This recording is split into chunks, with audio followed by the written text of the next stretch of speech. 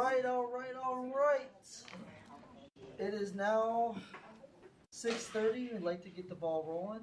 So this is the Parks and Environmental Commission regular meeting on Monday, October 13th, starting at 6:30. So then I'll let you do roll call. Okay, Chair Valdez. Here. Alderman Jason Crick. Here. Myself, Susan Lance, Commissioner Stanley. Present. Commissioner Remington. Here. Commissioner Seraphin. Here. Commissioner Wrench is excused. Non-voting ex officio Leah is excused. Non-voting ex officio Michelle Rente. Here. Kevin Schlater. Here. Is Dale Borcher here? He's excused. Excused. Okay, and we have the mayor, Mayor Nelson. Here. And city planner, Marion X. Here. Alderwoman Day, sorry. And the city forester is on.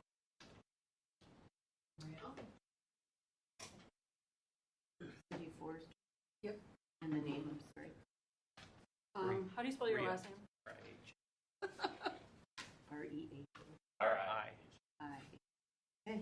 I put the I somewhere different every time. Perfect. If able, stand for the Pledge of Allegiance, please. I pledge allegiance to the flag of the United States of America and to the republic for which it stands, one nation, under God, indivisible, with liberty and justice for all. All right. So we are going to open citizen comment period at 6:32. All right. There was one passed around. Oh, okay. Yeah. Okay. You want to go first? I don't care. But Oh, there we did go. she want to say she's? Yes. Go ahead. Oh, wait, I gotta get my glasses. You go first. Okay. Right. Okay, I'm Betty Furchoff, and I'm a lifelong friend of Susie Lance's. And I'm coming here to talk about the Haunted Forest Walk and how it has impacted the community and how it all got started. Many years ago, Susie's dreamed to do it, and I'm from Greendale, and I did a lot of community events throughout the years.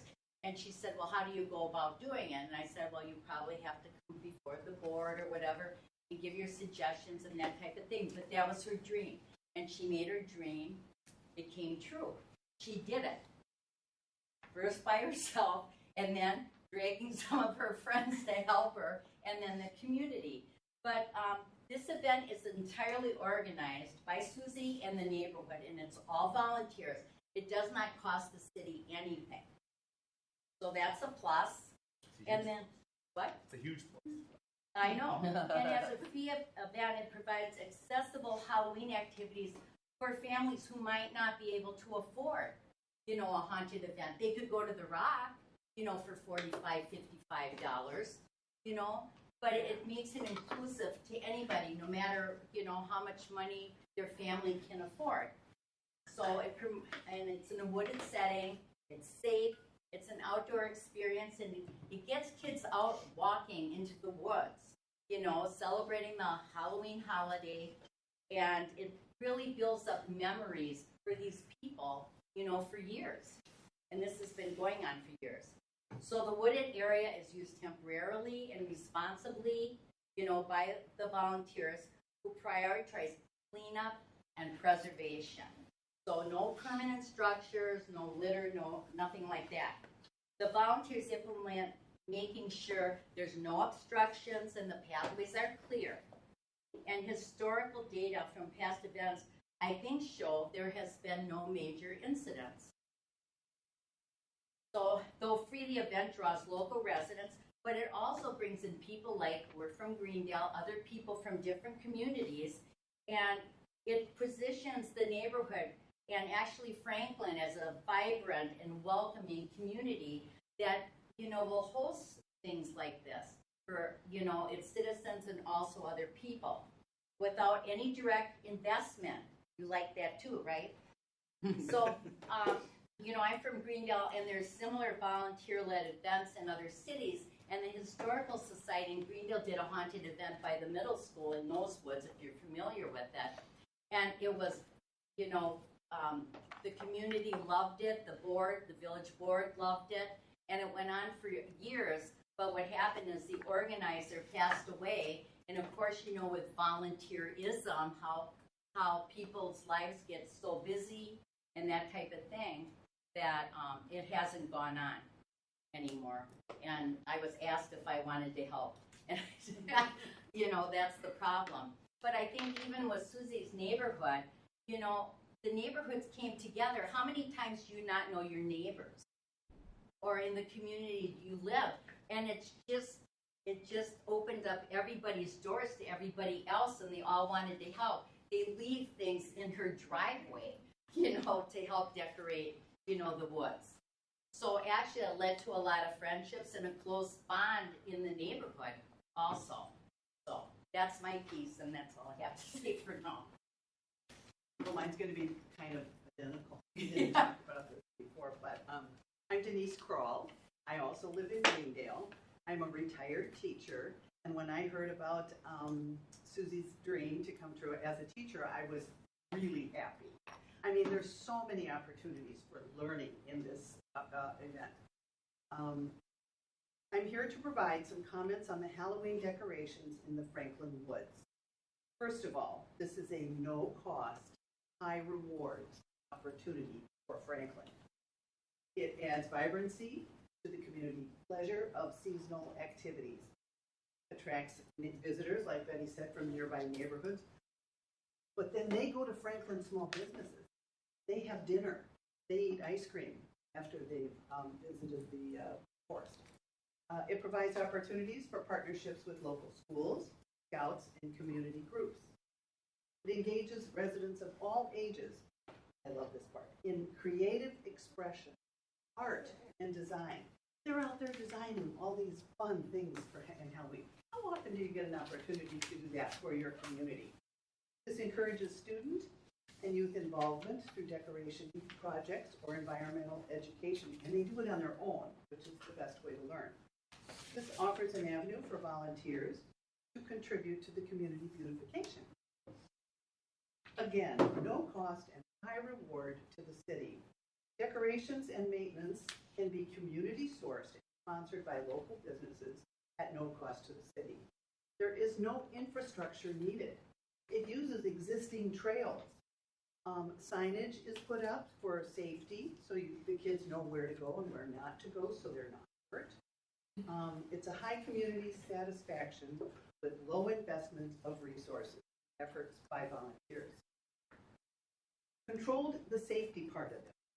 It's a controlled environment that is monitored for safety by volunteers and their careful placement of the decoration. It creates a family-friendly event for all ages.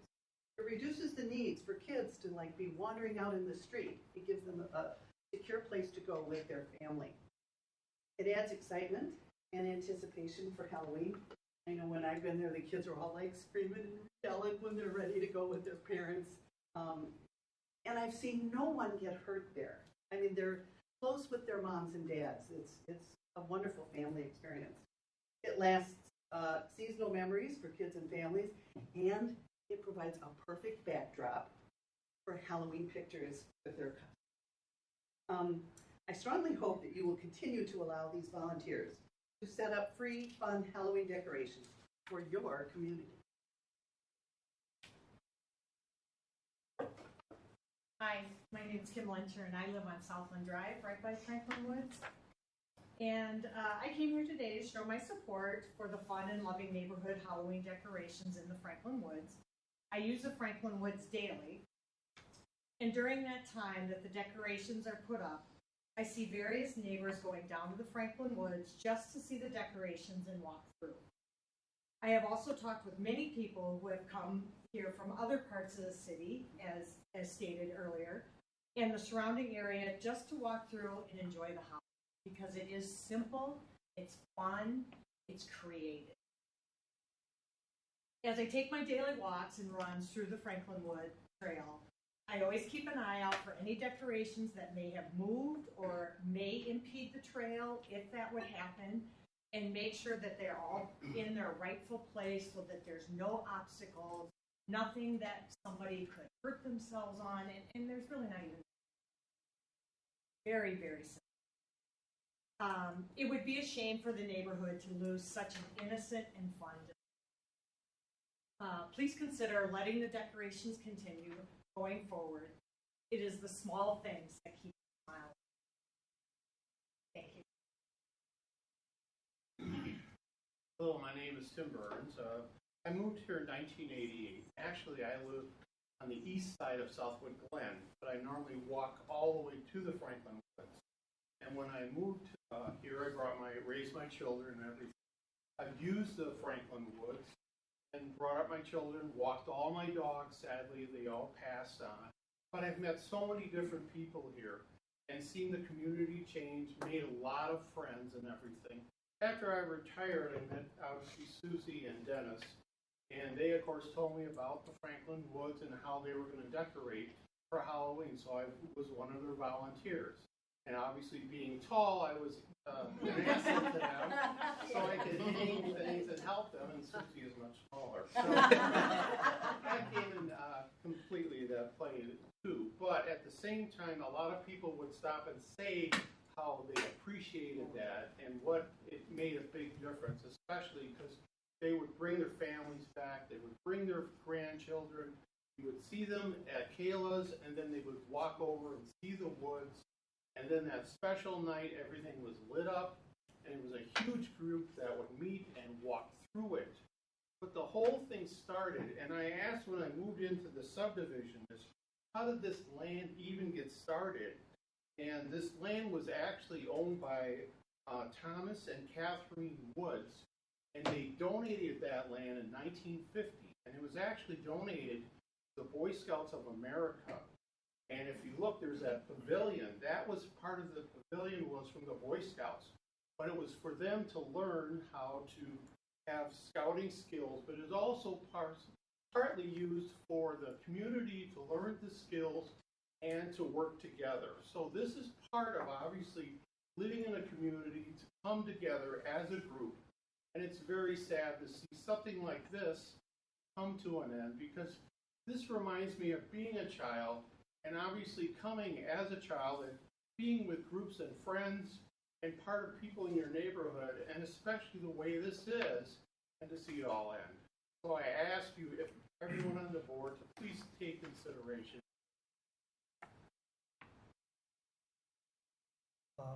Any other comments?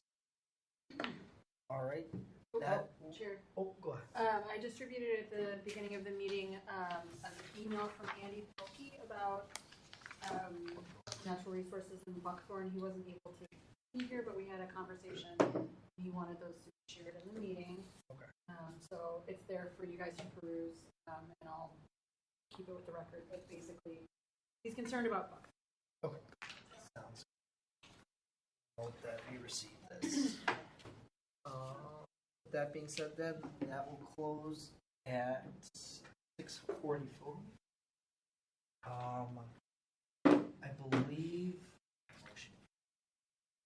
Yes. I'd like to make a quick motion to move Kayla's Playground Ambassador recognition up to the next spot on the agenda. I'll second that. All right. Where's that? It is Under new new business business. A. New business? Yep. Unless everyone's here for littering fines. then it's like, no? Okay.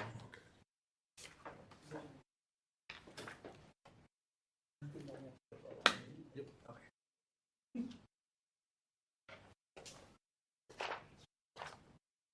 Right after policies.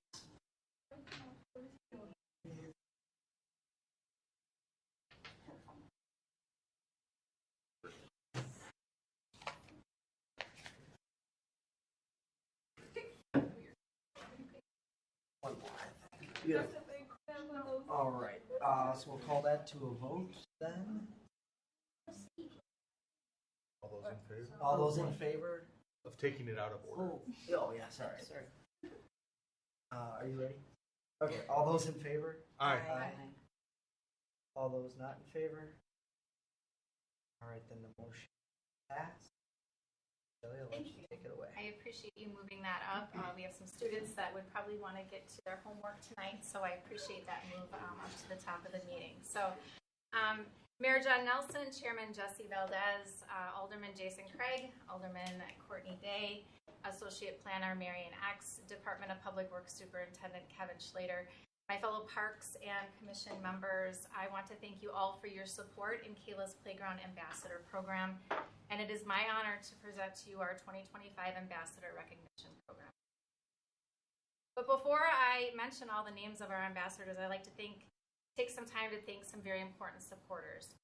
I'd like to begin by personally thanking our Department of Public Works, specifically Dale Borchert and his team for the great care of not only Kayla's Playground, but all of our parks in the city of Franklin, parks and playgrounds within the city of Franklin. So thank you, Dale, who's not here tonight, for his dedication, determination, and loyalty above all. So he's truly a foundational arm to our ambassador program. Another important foundational arm to our program is the Franklin Police Department to train our ambassadors. Special thank you to Officer Amy Wall for her ongoing help in preparing our ambassadors to communicate with the police and fire departments if there is an emergency on site. She does a great job at going through scenarios and what ifs during that 1 hour training period, and she's just been wonderful in that regard. So she's been part of our training our ambassadors. We did not participate in National Night Out this year. We were it's run by Officer Wallace, and we're always invited as Kayla's Playground. But our family was instead celebrating a very monumental birthday, and it was Kayla's 21st birthday this year. So we took the time and stepped out of that invitation for National Night Out, but I do encourage this commission to get involved in that. It's a great community opportunity, as well as, trunk or treat or that kind of thing. A lot of people come out for that National Night Out, and it's just a way to get involved and get a face. So, that was a big one. We continue our partnership with the Franklin High School Tech Department under the supervision of Brian Debelak and Seth Betcher. Community projects give students real-life project management and experience from making stickers for our playground with our logo to creating our pickets through engraving the pickets with the CNC machine. I work closely with Brian Debelak, Seth Betcher, and Andy Thompson at Franklin High School to apply for a Wisconsin Fast Forward grant this summer. And the grant was to replace 2 CNC high school. And we got word back in July that was approved. So 2 new CNC machines for the high school will be implemented. So we were really excited about that. Giving back to what they've given is it's a community, right? And support one another. So we're really happy to give that opportunity to students at the school level. I'd like to thank the Franklin Public Library for their support. They have a drop box for books. So if anyone in the audience has extra books at home that wants to donate it to our little free library at Kayla's Playground, just drop it off at the library, and we can come and pick those up and prepare those to be distributed in the little library playground. A thank you to Culver's of Franklin off of Ryan Road and Oakwood. They're always giving us ice cream tokens for our ambassadors to give those to encourage safe play on the playground. So that's always a good leverage of positive reinforcement for those kiddos out there that are making not so good choices. But we have some left over from the summer, so that's good news, I think. New this year, we collaborated with Chick-fil-A. They gave us a generous donation of gift cards of desserts and kids' meals in Oak Creek. Again, we're reaching outside the boundaries of Franklin and collaborating with businesses that are local to Kayla's Playground. So they kindly donated those gift cards for us as well. So thank you, Chick-fil-A, for your partnership. Ideal Logos, and specifically Ken Weisky, gave us a discount on our ambassador shirts this year. We included their logo on the back, and I said, sure, you can do that. So their logo is on the back of our NHS t-shirts that we had for our students. So We thank them for their ongoing support. We have a small order every year, but they're really great at helping us on a shoestring budget. So we appreciate that. Again, we partnered with Franklin Public Schools to recruit and train ambassadors. I'd like to thank Keith Decker, the high school guidance counselor, and he also oversees the National Honor Society. We had 11 students join our team this season, and I'd like to say that it was an honor to work with these students. My oldest daughter, Brooke, was part of NHS, and I can tell you that these are future leaders of our community. Future leaders. They exhibited great communication skills, and they showed up. They have great time management. As you always have heard, if you want something done, give it to a busy person. These kids are busy. They're involved in athletics. They're applying for college applications. They're really busy. And this year, typically, we do a 10-hour commitment. I pushed the envelope. I pushed it to 16. And they exceeded and met those hours, and I was really impressed. And if they couldn't, or they already reached the amount of hours that they needed for NHS, they communicated that to me. I was really impressed at the level of leadership, and I look forward to where these students are going in the future. I was really impressed. I'd like to thank Jessica Moe, the Assistant Superintendent for Continuous Improvement. She wasn't able to be here tonight along with Becker. But she continues to show support. She welcomes into the high school to share Kayla's story and the mission and vision of Kayla's Playground, and to recruit educators within the district. So now, through all of that, all of those thank yous and supporters, what is an ambassador? So allow me to read the mission of our program. Ambassadors are visitors' first impression of this award-winning playground. And by the way, we were voted Best of the Burbs for Milwaukee Magazine this year, so that was really great. That was just another receiving award that we can add to the long list. So that was really thank you to Milwaukee Magazine for that. Each ambassador will display outstanding visitor hospitality while encouraging playground safety. Ambassadors are outgoing, personable, and dedicated volunteers demonstrating the highest level of professionalism in their public engagement while working with children and adults of all abilities. They are committed to promoting an enjoyable recreational experience to park patrons by demonstrating the mission and vision of Kayla's Playground. We offer 5 shifts per day from 8 a.m. to 10 a.m. to 8 p.m. between Memorial Day and Labor Day. This year we had 18 volunteers, which is our highest roster since we started the program in 2018. We had a total of 232 and a half hours. Pretty impressive, which is our highest to date. So I think, again, those ambassadors are making it happen. So I'll start with the ambassadors that are not here this evening. Carter Frazier, he volunteered for 17 hours. Sarah Anderson, 17 hours. Elise Siverson, 16 hours. Sarah Beth Fleming, 16 hours. Mara Alessali? Somebody help me. Asali. Okay. Mara Asali. I knew I was going to mess that up, and I practiced it too. Leah Brandt, 10 hours. Lisa Bart, 10 hours. Emily Phil, 10 hours. Carissa Stiglitz, 8 hours. Brian Debelak, 8 hours. While Brian Debelak, I mentioned him a few times prior, he was 8 hours on the playground, but he puts in a plethora of hours outside of the playground, so it goes way above that. And Christy Ruffing, 3 hours. I know I brought it to the commission earlier this year, but Emily Phil was in that 10-hour mark. She's the one that did the bottle cap art. I noticed this summer that there was some need of repair, that the bottle caps were falling off. I mentioned it to her that I'd give her, recognition for those hours that she donated. She was out within 2 days. So just the call to action is really impressive in our youth. Really impressive. So again, I thank all the community partners and to the Parks Environmental Commission. I gotta get saying that. So at this time, I'd like to invite Mayor Nelson, Chairman Valdez, Alderman Craig, all of you to stand and join me so that we can call the ambassadors that are here forward and we can shake their hands and thank them for their commitment to Kayla's Playground. Who would you like us, Shelley? You know, this is an odd room, but A lot of odd things happen. probably you can start here, Mayor, in the first, and then we could just kind of work our way down. Does that sound okay? Wonderful. And I'm going to give you a job. Yes.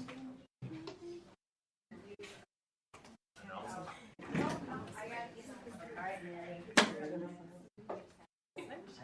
Oh, I see what you're saying.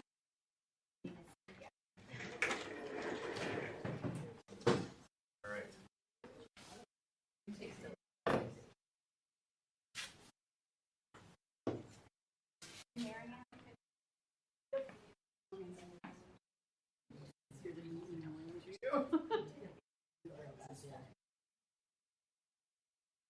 All right, are you ready? Get the line here. Good. All right. Our first ambassador continues to visit Kayla's Playground during the week, but instead of wearing an ambassador shirt, she laces up her running shoes to practice as she runs the trails of Kayla's Playground representing the Franklin Cross Country. Join me in welcoming Ava Wood, who went above and beyond and volunteered the highest number of hours in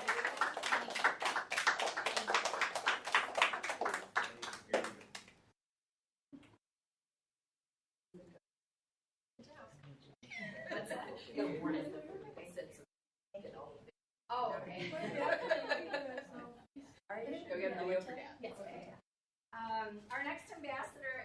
Our next ambassador exemplified our mission taken word for word from what I read earlier, and that is demonstrating the highest level of professionalism in public engagement while working with children and adults of all ability.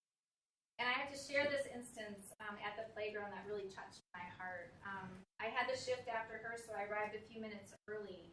And I found Katie at the toolbox and began talking to her to a debrief of the shift. And that's typically what we do is if we have back-to-back shifts that we, connect with the previous ambassador. And she had mentioned there were two groups of young adults who had special needs, and they were enjoying the playground, and she assisted them with operations. And shortly after, she had given me that debrief, a young man in his 20s came around the corner and shouted her name with great enthusiasm, Katie!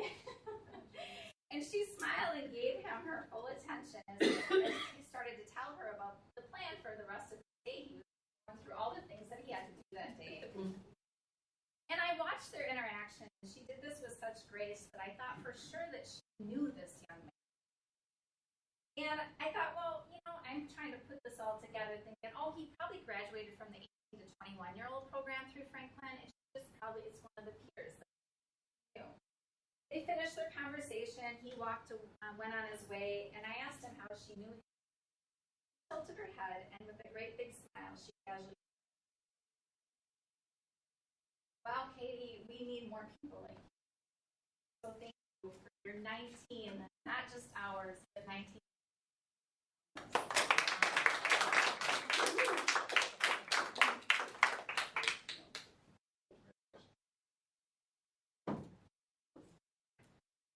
Our next ambassador, from the very first time I met her, was a doer and an organizer. At the end of the training session, I knew I could count on Kaylee as she collected and delivered her peers' applications, carefully stacked them in a pile. A neat pile. A very neat pile. She has attention to detail, which shines. She was the ambassador reporting wasps' nests and items that needed to be replaced in the first aid kit. When she's not volunteering for Kayla, she's using the attention to detail to catch fastballs for the varsity softball team.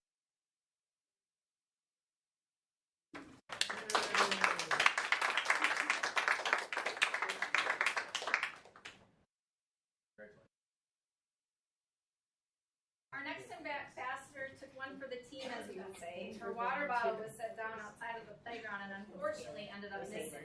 Despite a post on our Facebook page, it was never turned in, and when I tried to reimburse her for it, she insisted that she needed a new one anyway, and it was no problem. Tonight, I get the opportunity to reimburse her for replacement. I can't control what other people do, but I control what the run team do. So So come on up here to get your reimbursement. And I'll take one for the team if that's illegal, Mayor. But so, there, I am sure I can sleep at night. So, thank you. Congratulations. Thank you. So thank you for your 15 hours and your lost water bottle. Our next ambassador has been with our program for 5 years now. She is truly dedicated to our mission and vision. I believe our children brought us together. My daughter Brooke ran cross country under her leadership, and I believe Luke and Kayla also helped. Please welcome Jennifer Challonen.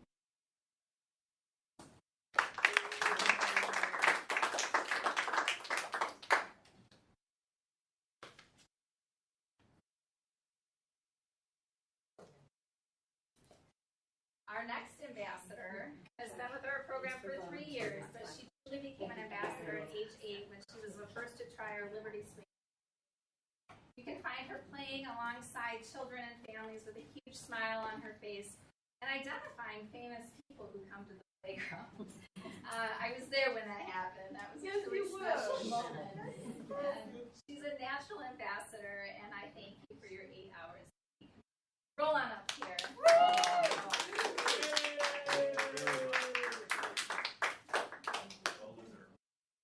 Thank you.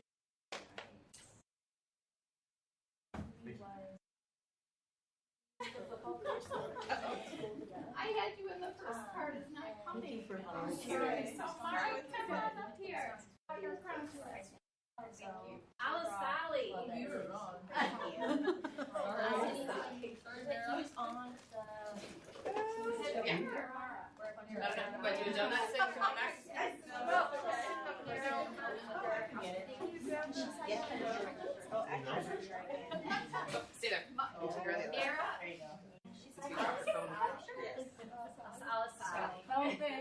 Congratulations. All right, if we can get a picture with all of us. Don't get all the ambassadors. Yeah, if that's okay, can we head outside to get a picture for all of us? Thank you so much for coming.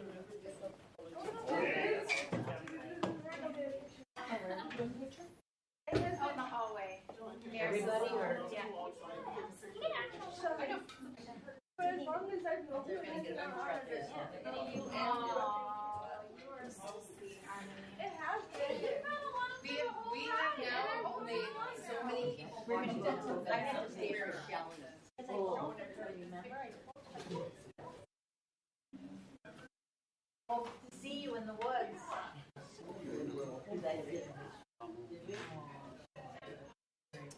This book will be pretty special.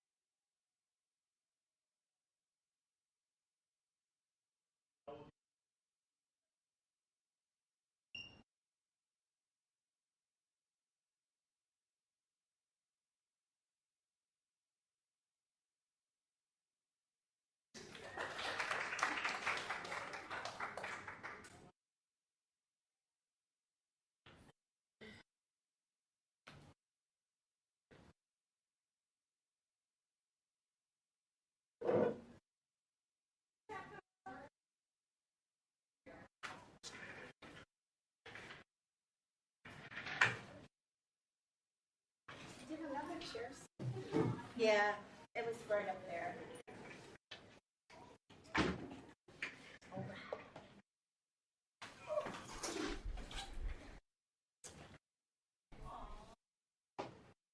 done it already, Jesse? Yeah. The night Seriously, good job. I know, I took I'm it half today impressed. too. I didn't know that was all you're doing. I walk through there every year. Isn't I it didn't know nice? it was all you're doing. Isn't it nice? All of us. Of course.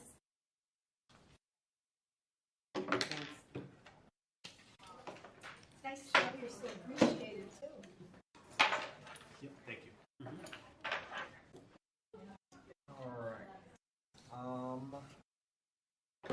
And we'll go to, unfinished business. Nope, approval of minutes. Oh, approval minutes, I'm sorry.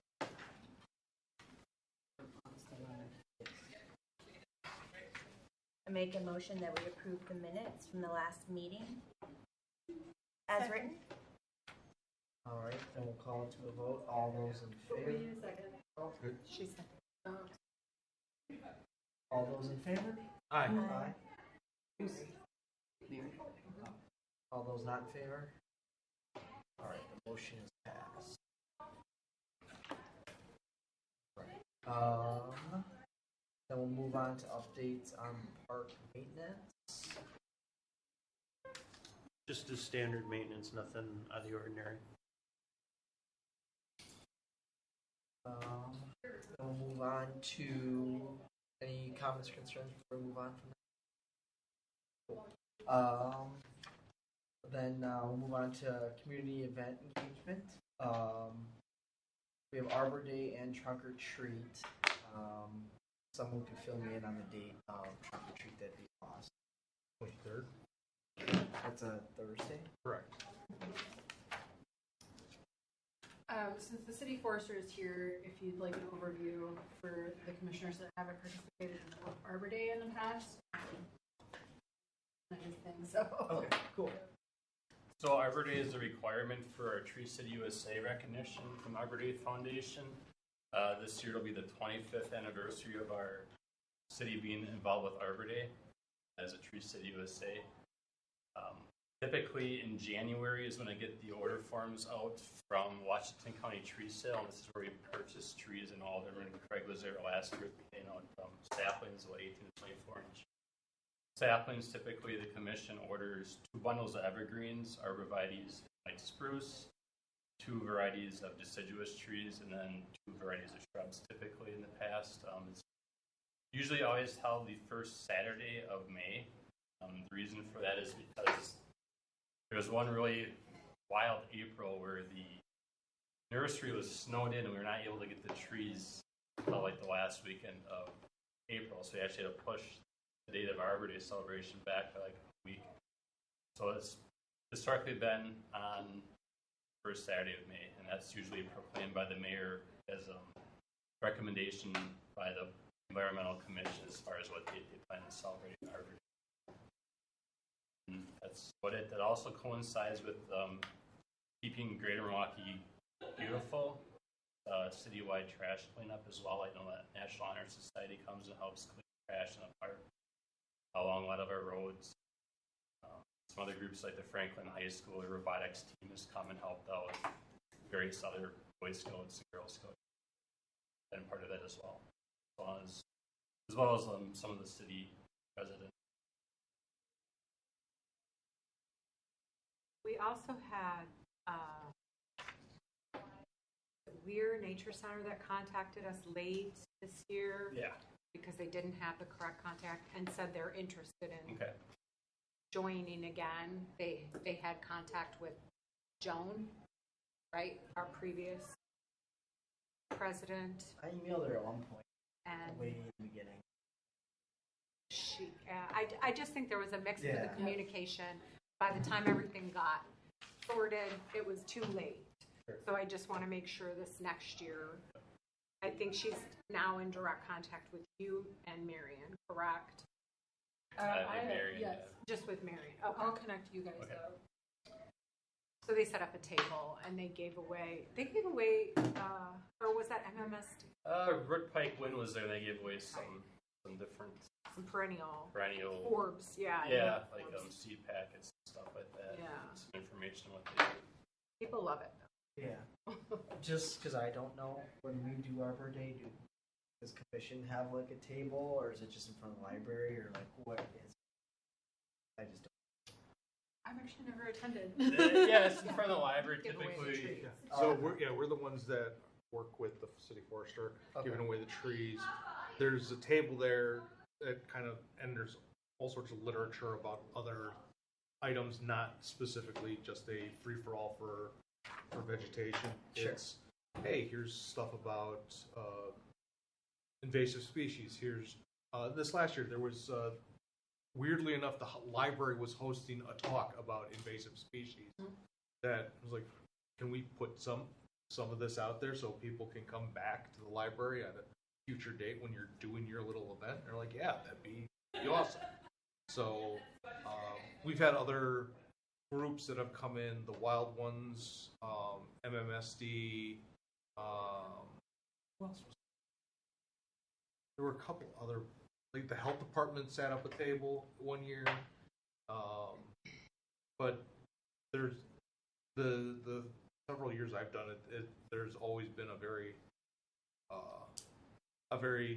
top heavy as far as, right away at the beginning, everyone's there. But then this last year was very constant throughout. There was no lull in participation as a whole. And as was stated about how different scouting groups, different, groups of friends and, that would get together to pick up trash in Lions Legend or wherever they have it, and kind of coordinate as far as the pickup of the garbage. Nothing that says Parks / Environmental Commission on it. Sure, but it's us as a it's all kind of Or city of unspoken Franklin. that Okay. it's the city that yeah, I got you. the driver. In the past, some commission members have organized a talk for that day, so I believe the DNR and the library, the Environmental Commission, topic of interest, but that was organized by a commission member. Just out of curiosity, as a commission, could we ask private business to donate and stuff like that? Are there laws on that, or? The best, I would contact the library because they do a lot of stuff with local businesses. I know Mike has done numerous things from the reading programs and whatnot. So. Okay, cool.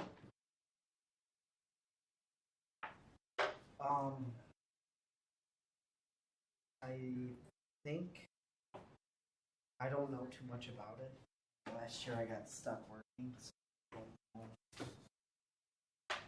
That's right when I came on. But I think it's something over the winter that we stick attention to, I suppose. Just something to note too is that typically they have it in the newsletter.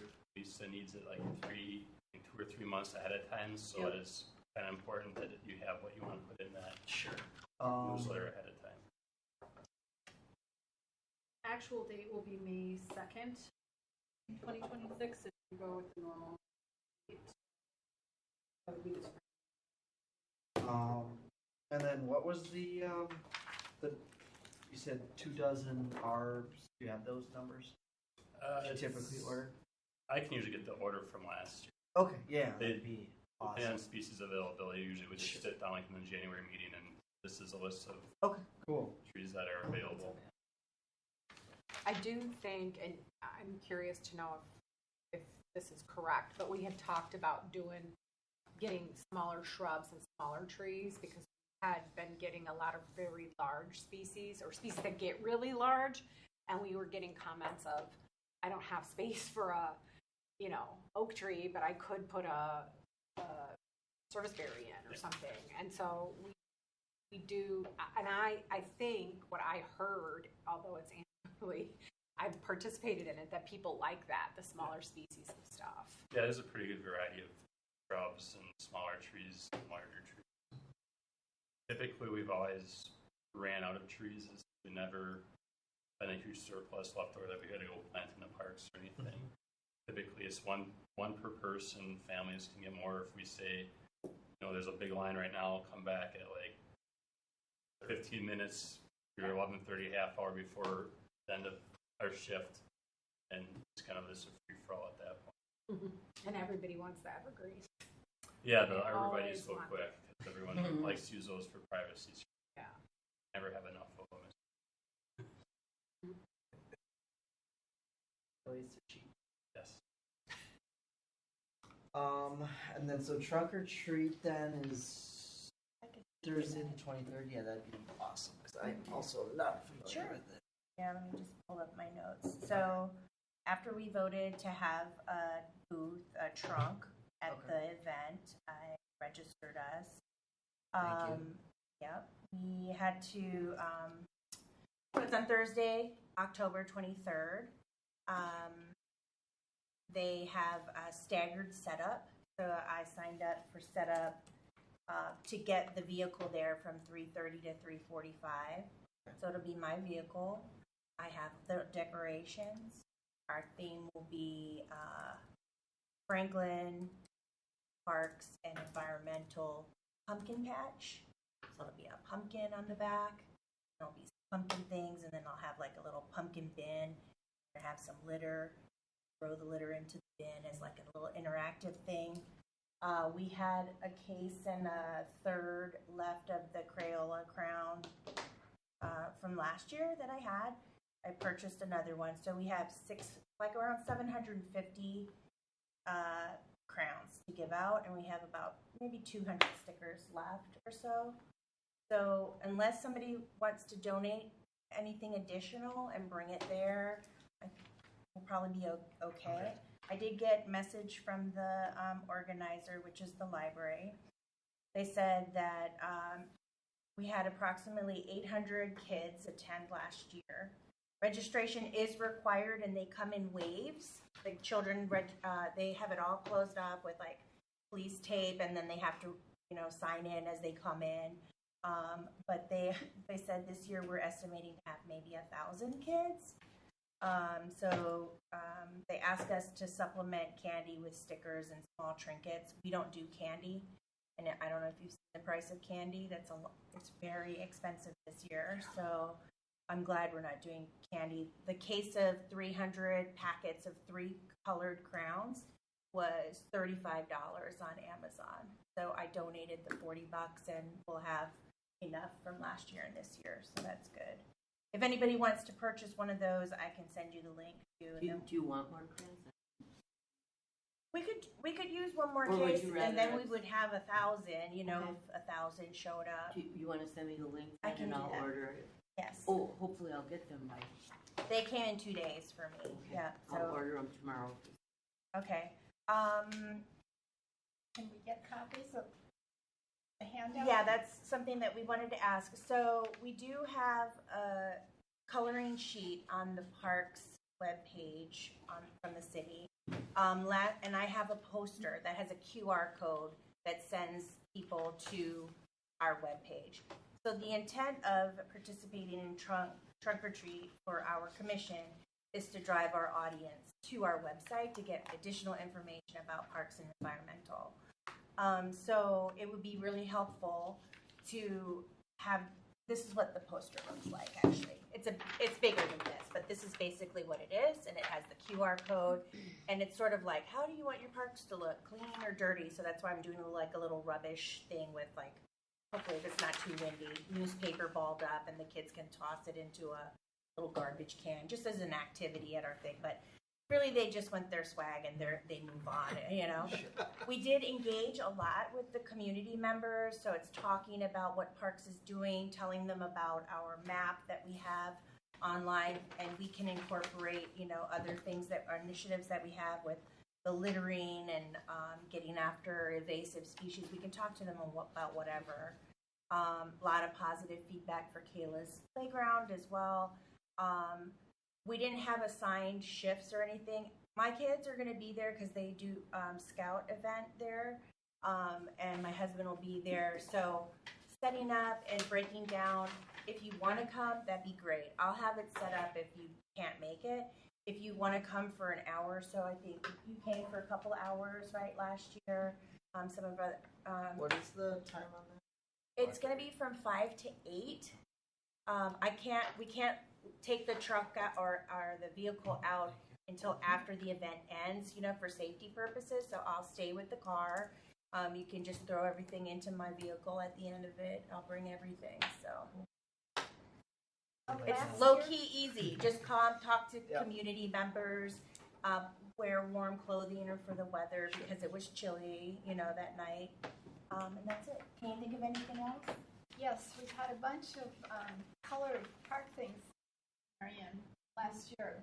A whole box of them, and it was never used. It was supposed to go to the library. Then after that, we never went to the library to know where they are. We'd like to know. Where I can see if we have them in the planning department, there were some issues with some items being not correct that were caught after they had been printed. It's better than nothing. Yeah. Yeah, we did give out a few of them at the event. So we had like a case of those. I might have another coloring page too that I'll send over to you, Marion. Okay. Put on the webpage. Yeah, I just checked the QR code and it actually goes to the DPW portion of the website. So,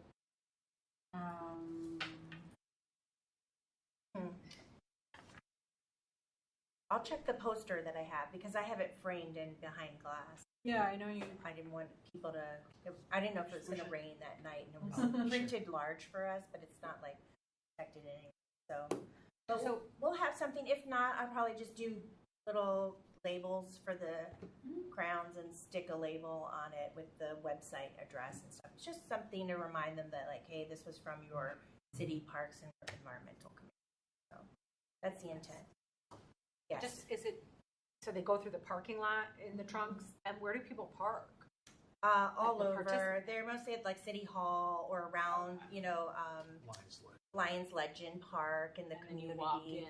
Some park across the street at that bank, and then a funeral home and cross over the road. So it just depends. And the idea of them having the kids register is they're supposed to do it in waves, and they go through and then they depart, and then the next wave comes through. So, but it was a constant flow of kids.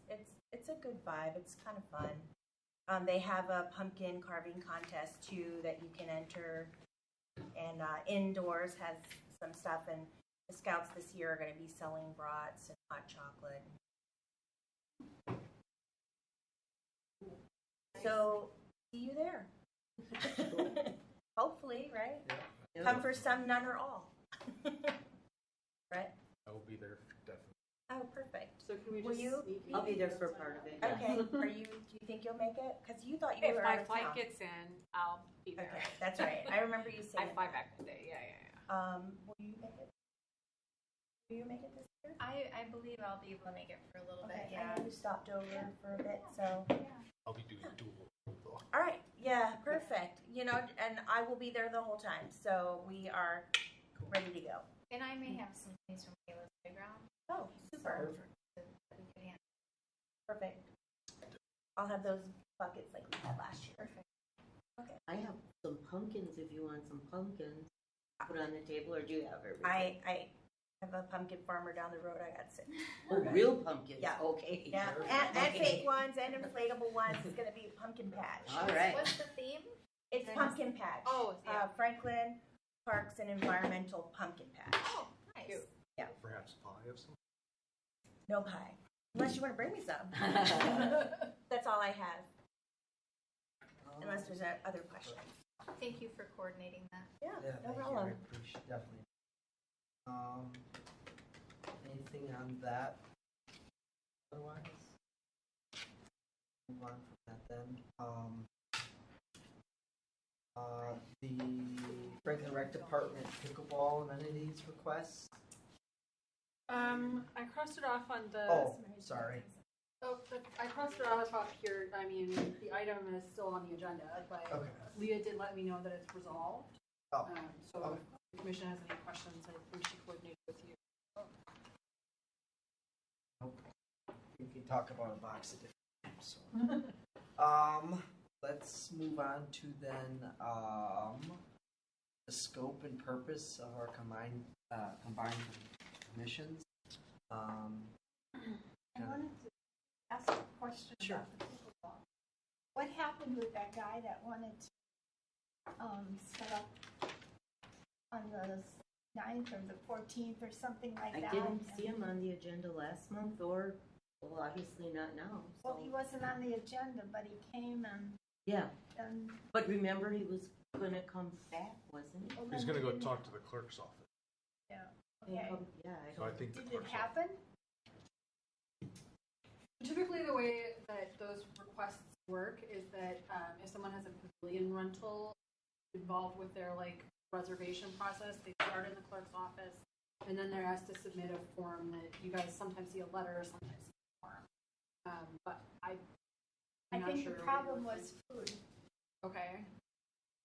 Yeah, and we don't allow food trucks, but They honestly, I wanted don't to know. sell- What this is about. Or he was charging a fee or He something. was charging a fee, an Oh, entry no. fee, but I thought the food. No, Yeah, the He food said the was entry free. fee was to cover the food. That he That was was I giving, think so. and that's what we told him. That's what he was told here. Oh, he was here in August. Yeah. Yeah, I don't think. I don't think he rented the pavilion either. I think he just rented the, but I think we informed about that. He wasn't on the agenda. He talked during citizen comment period. Okay. The clerk's office told him to come here versus filling out and getting on the agenda. So he was a little bit upset about that. And Because- rightly so. Yeah.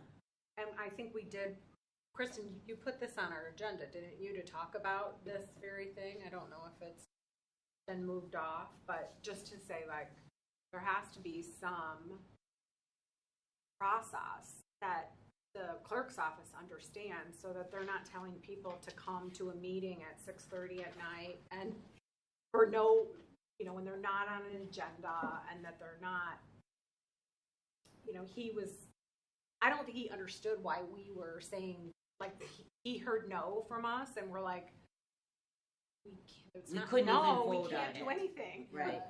You've been given some misinformation, and I think you explained that to him, Jason. But I don't know if I know him. We know him because we played pickleball with him. I don't know that he I think that, understood it. yeah, there's a gap between, hey, your government, you should be able to help me, versus what are the intricacies of open meetings law and how that is applied in a everyday setting sort of thing. And that, I think that gap was where I think there was a loss of information going back and forth. So what is the specific question so we can put it on a future agenda, like we can? If someone would like to rent out, quote unquote, the pickle, or, you know, reserve the pickleball courts for an event, what are the circumstances for them to be able to do that? Which, and what is that process? And not just for us to know, but for the clerk's office to I know. had brought up that slide that we went over like a couple years ago where it was like we approve the rental or reservation of the courts for municipal and then special exception. Blah. Remember we like Yeah, there was like it was one slide and it just had the verbiage that, and we went over it several times and edited it down to what we wanted it. So we just need that solidified and then shared with the clerk's office. Does it specifically say that you cannot charge for your event? Because if it does not, maybe it should. It does. Just in so the people municipal know, like, code that's- for parks. It does say that Yeah. you can't buy or sell anything on a park, at a park, right? In the rental agreement, though, does it say that? Like, if they rent it out? I would have to check. That's just a suggestion, because then it does prevent us from having to say that to someone who maybe rents it out, comes here for approval or something, and then, you know, it's better if it's in writing and they can, like, see right here, you can't do that. Right. Okay, I have some notes for the next agenda. I might check back with you guys about it.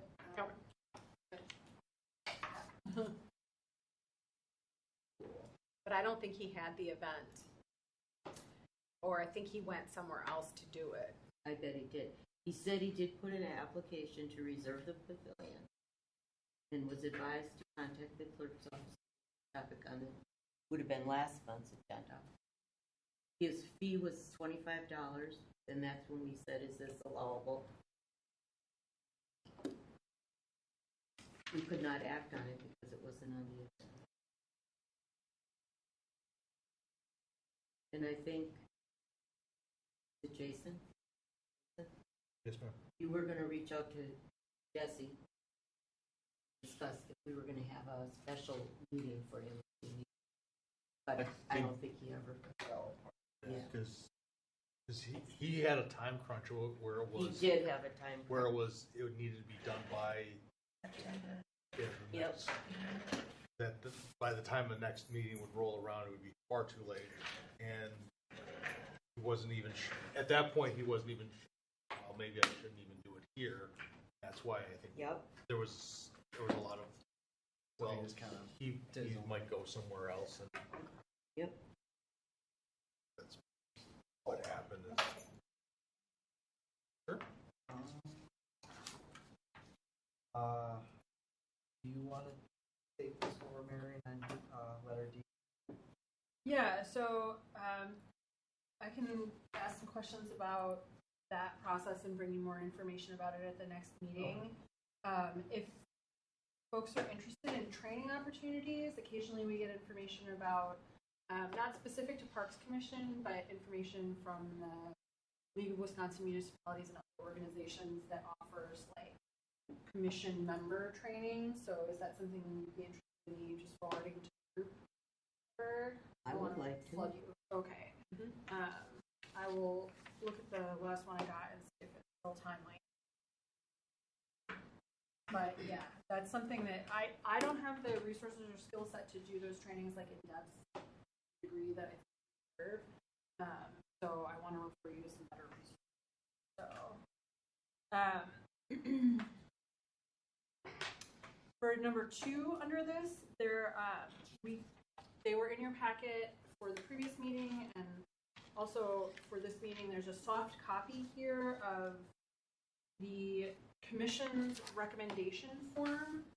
This is what this commission has previously used as their recommendation to the deciding body for those natural resource special exceptions. This is based on the previous ordinance. So the Unified Development Ordinance was updated in June. A new one went into effect in June. And so this form is no longer referring to anything that is codified anymore. So it's something that I've been in the process of updating, but there's an application.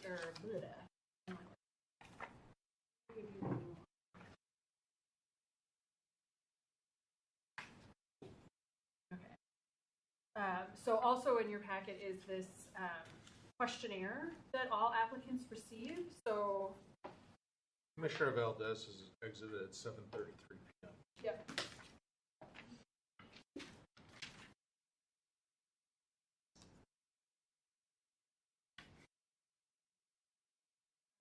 So in your packet is the new ordinance. So basically the text that's here is the new version of what this was based on. And so that's there for your information. And if you have feedback on it, it's your recommendation, right? So this is the ordinance that you are adopting as this type of variance moves forward, or not ordinance, but it's the document that you're adopting as this type of application moves forward through the legislative process, becomes part of the official record. So it has to be based in the code, and it has to be based in kind of a reasonable network of information that's related to the type of exception that's being requested. But I'm going to have a version of this for the next meeting. There will be an NRSC on your next meeting. But if you have feedback about it or want to change something or think that it doesn't adequately represent what you as a group are trying to communicate for the legislative record and to the Plan Commission, that needs to be worked. So this process is kind of malleable because we're still working through some of the adoption process for the UDO. The ordinance was adopted, but there are other pieces related to environmental resources that are either administrative, like this document, or we have some guidance that is also on the agenda that we also need to work through. So I don't want to belabor this too much, but basically all of this form is subject to revision. So Do you have any immediate feedback on it? I know Commissioner Serafin has shared some thoughts, but in general, if you have questions. Two things. Number one, Commissioner Valdez is returned at 7:34 p.m. No worries. Second thing is, and I apologize. This was one of my first things when I was looking at the preliminary form.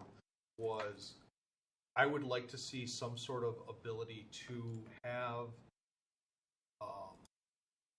bona fides for whomever is filling this out in terms of their education, their background, something to kind of give what their responses are, some sort of gravitas that we can take seriously and not just, oh, it's Ricky down the street. It's someone that knows this topic and what they're kind of informing us of what they see in terms of why the natural resource special exception is necessary or why that their mitigation plan is sound and true without, because otherwise when we just have a lot of NAs thrown on a thing, if we know that, well, this is from someone that doesn't really kind of, for lack of a better term, splash around in this pool very often, well, then we won't give them, maybe we won't take their recommend or their application as seriously as someone who has that's carrying different certifications in this arena of being able to say, oh, this isn't applicable to my natural resource special exception for these reasons, then I can kind of take that a little bit more as this is a serious application. Sure. So what are you looking They for? have to list their qualifications first. That or at least title. Their hey, title, or something.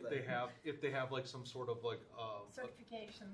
like for example, like a city, any sort of municipal assessors, the ones that assess your property for taxes, they carry a license to do that. There should be something that would be equivalent in this, so that way we can say this is a serious application or this is not a serious application.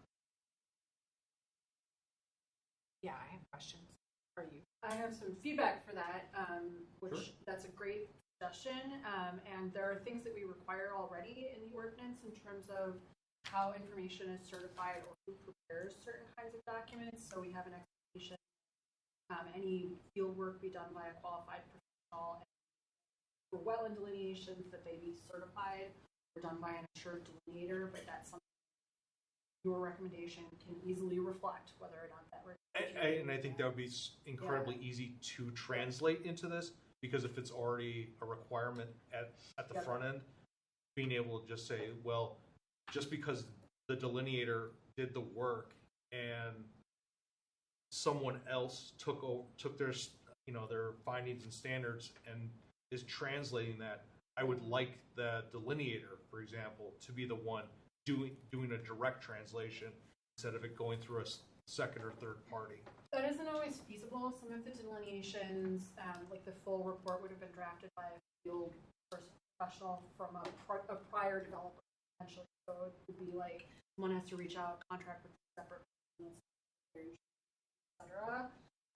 So I think as long as the certification is fine, but that's just for wetland. I welcome your thoughts about who would be like the. Yeah, I agree that because what we see is a lot of either NAs or actually answers that are not factually true. Right.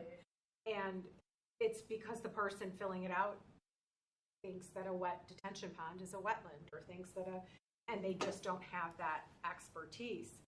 I do think when it comes to most construction projects, they do have someone on the staff that has to understand the environmental rules and regs to develop an area in Wisconsin. I mean, they do have to do, oh my gosh, blanking on the silt fence and the stormwater retention, and then the off-site movement of soil and all of that, that has to be done by someone who's trained in how to do that. So if you're developing a property that has natural resources on it that are protected, I think it's completely reasonable that the city should expect that a person who's going to fill something like this out has a background in what those resources are and how to replace one with another, and I don't think that's unreasonable. So that brings up an interesting point, which all grading plans have to be produced by a professional that certification. That does not necessarily mean that they have the kinds of expertise that this is not my area. Yeah. But I know that that document is required, and it does there's kind of a straight line between that and an NRSD's like level of impact. The grading plan has to reflect all of that information and vice versa, otherwise they're violating. So, but there are separate people, it's separate people in some cases. The mitigation plan would be different. The But grading couldn't plan the would be- applicant Yeah. say, I'm the applicant, but this is the person that provided these answers and these are their credentials. And that person might have different credentials based on what resource we're talking about. Because there will be different, depending on the property and what is being built, developed, or whatever, you may not need someone for a wetland because, you know, it's a landlocked or it's, the variables are so vast over different parcels that it isn't going to be you need a wetland person no matter what. No, because I don't have any sort of wetland that I have to mitigate for. I don't have any springs that I have to account for. I don't have shoreline that has to be, you know, protected in any meaningful way. So, but I do need, you know, someone that has forestry experience or soil or, you know, any of those different. Stormwater runoff. Yeah. You know, whatever. I think as a commission, we make it clear to the planning commission or even people in city planning that who, at a minimum, because even if it doesn't end up on paper, it's hard to take people, like, I'm just going to use the school board thing, for example. What does the superintendent know about a retaining, anything, you know, whatever, or, you know, whatever they want him to do. And it's biased, I guess, is the word is best I can use. I think and it could go for any commission in this whole city. Like, whoever's filling out this form, if you're just coming with a biased opinion, I guess is the best way to put it, we're going to be looking at it with a grain of salt because, like, yeah, you know, does this affect anything? Well, in your eyes, no, but obviously in our eyes it did. So I think even at a verbal or even written somewhere in there, like, hey, I'd recommend, hey, have someone, a professional do this, or when this goes to planning or this goes to environmental, they're going to sit here and say, well, hey, you know, hey, Jimmy, this doesn't make, well, yeah, you wrote this. Yeah, it doesn't have any impact, but yeah, it does have impact. I think that would be something great to communicate to other people. So we're not sitting here, I don't want to say arguing, but sitting here for 3 hours talking about something when, okay, yeah, you just hired a professional to do it. Yeah, okay, it costs money, I get it, that sucks, but it makes everything else go smoother. So I don't know how that would look, but I think to your point, very much so, where I think if there was, instead of trying to get to the end result, and then by doing so, we had to have 3 different meetings here, 4 different meetings for Plan Commission, 2 meetings on 3 on the Common Council, and then 1 more in the Plan Commission, just for the Natural Resource Special Exception for the school. I will caveat that is a uniquely complicated. Yeah. True, but I think if there was, I think the school district and my own personal opinion, I think the school district had an outcome that they were trying to reach with what was filled out on the forms. And I think it was a little bit of a reverse engineer of what they were trying to achieve, and say, well, what's our goal? How do we get there? That may have been a little putting the cart in front of the horse sort of thing. But at the end of the day, I think if it was a little bit more of, if their engineering crew that they hired was a lot more front and center on this stuff, and maybe if they were the ones that were advising the school board of, here is going to be a monumental hurdle that you have to clear. Either you're going to have to dig in and, as we now know that litigation is impending. Either you're going to have to go through litigation or you're going to have to alter your plan. And being able to do that instead of having to force this commission, plan commission, common council, go through all these other steps, and at the end of the day, was it necessary? I don't know. Because at the end of the day, we're still at a litigation in that regard. So I think if, instead of just, well, I don't think that it's important, well, we think it's important. Plan commission, there were members on plan commission thought it was important. So that's where I think it becomes a lot more salient for the voices with the background to have a louder impact on what happens. I don't know if it was. I think in lack of better words, bring your A game versus the whatever, just to keep, whatever ball is rolling to keep it rolling. And in 23-year-old Jesse's way, that's. Yeah, that this commission is not formality. A pushover, yeah. And in any commission, anywhere, yeah. Like, definitely take it seriously. Well, I think we also have a really, we should take advantage of what has happened with this special exception for the school as a learning experience and how to develop some of this documentation better. Oh yeah, for sure. Because I agree that how it went, had some of these other things been tightened up, I think we would not be in this situation. Or at least it maybe wouldn't have been so many meetings and so much contention. Yeah. And part of that is not due to anybody's. We switched from one ordinance to another in the midst of this, which complicated things even further.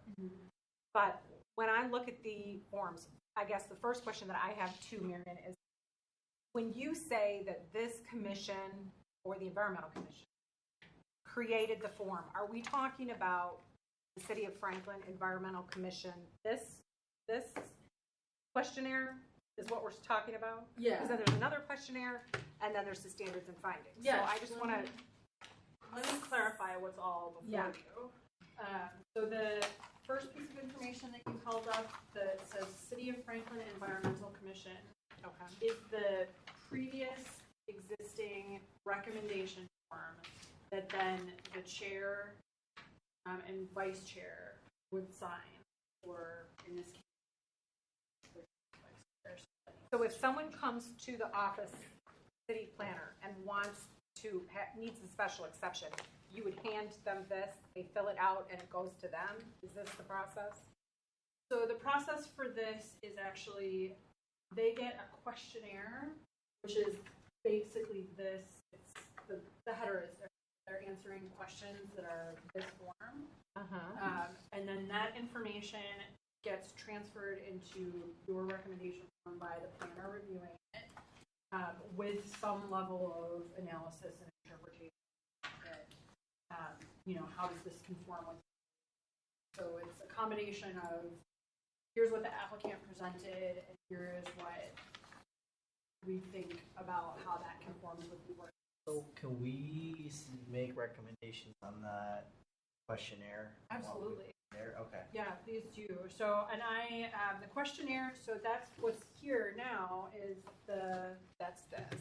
this item, this question and That's the answer big form. one, right? This is what they get now. So they aren't using this old one now. Correct. Okay. Okay, So this is the new. So this is what they're getting now. Right, and this is verbatim what is in the text of the ordinance. So it's the Do you have a current- copy of those by chance? It is, she emailed it in the packet. Yeah, in the it's in the, packet, yeah. I can print them out too for you guys. If you let me know in advance too, I can bring you paper copies or you can, we just, I've switched to electronic because it For is, some of them. we would have to hand deliver them. Okay. So very time. So I'm just trying to, like, so we should pay Yeah. more attention to this than, these are just what was used in the past. Correct. Okay. But then the standards findings and decision is also in the process of being updated. So this is the decision that now Plan Commission would make, so they kind of all fit together. Where's that third one? That is the one that says date, draft date at the top, standards, findings, and decision. Previously, this was a decision of common council. So it was again, the questionnaire, your recommendation, the ordinance all kind of became that legislative document, and then this is what gets recorded as the decision by the deciding body, and then the result of that request. So number one thing that would really help me would be a flow chart. Yeah, that's Oh, great. that's a Where good you just idea. say, If this, applicant then- comes here Yeah. looking for a special exception. So the They're question. given this questionnaire, and then you can have, they fill it out, they go to the city clinic, whatever, so that we can see how the flow of documents work. That would be number one request from me. We skipped over the main body of D on our unfinished business with the combination of Parks and Environmental Commission, the scope and purpose. We haven't received any updated guidance onto what our commission, where is it written that what our commission does combined. And to scale that even further back, we don't even know if we're the Parks and Environmental Commission or the Parks Commission or the environmental. Your form says environmental, which makes me think that maybe there is still some, but when I read the Common Council minutes, when they dissolved the Environmental Commission, it said that the responsibilities were then absorbed by the Parks Commission, which makes you assume that perhaps environmental poof is gone out of the name. I don't know. But if the city could tell us what we are actually called, that I think that's the beginning of item line D, to say, who are we and what are we doing here? Yeah. And then you have references to ordinance. It's going to need to be changed in the ordinance, peeling that onion back, right? To say that whatever we're called this is our form for the environmental responsibility portions of the Parks Commission, or whatever that is. So there's a couple. It was item D was saying that it was going to explain what the combination of the dissolving of one and the absorption of responsibility from the other. We haven't received anything like that. Right. And The heading is Parks. but that's just from minutes. It's not written in. I was trying to look at the packet that we got from the Parks Commission. We have that packet that says, the Parks Commission is one alderperson and a chair and these many people and all. We haven't received a combined document that says who we are yet from this. Yeah, and it should be a title. Because then it would be us making this new updated form, and I think that the verbiage will change because there is no environmental commission according to the Common Council meeting. Yeah. It was dissolved in May, I think.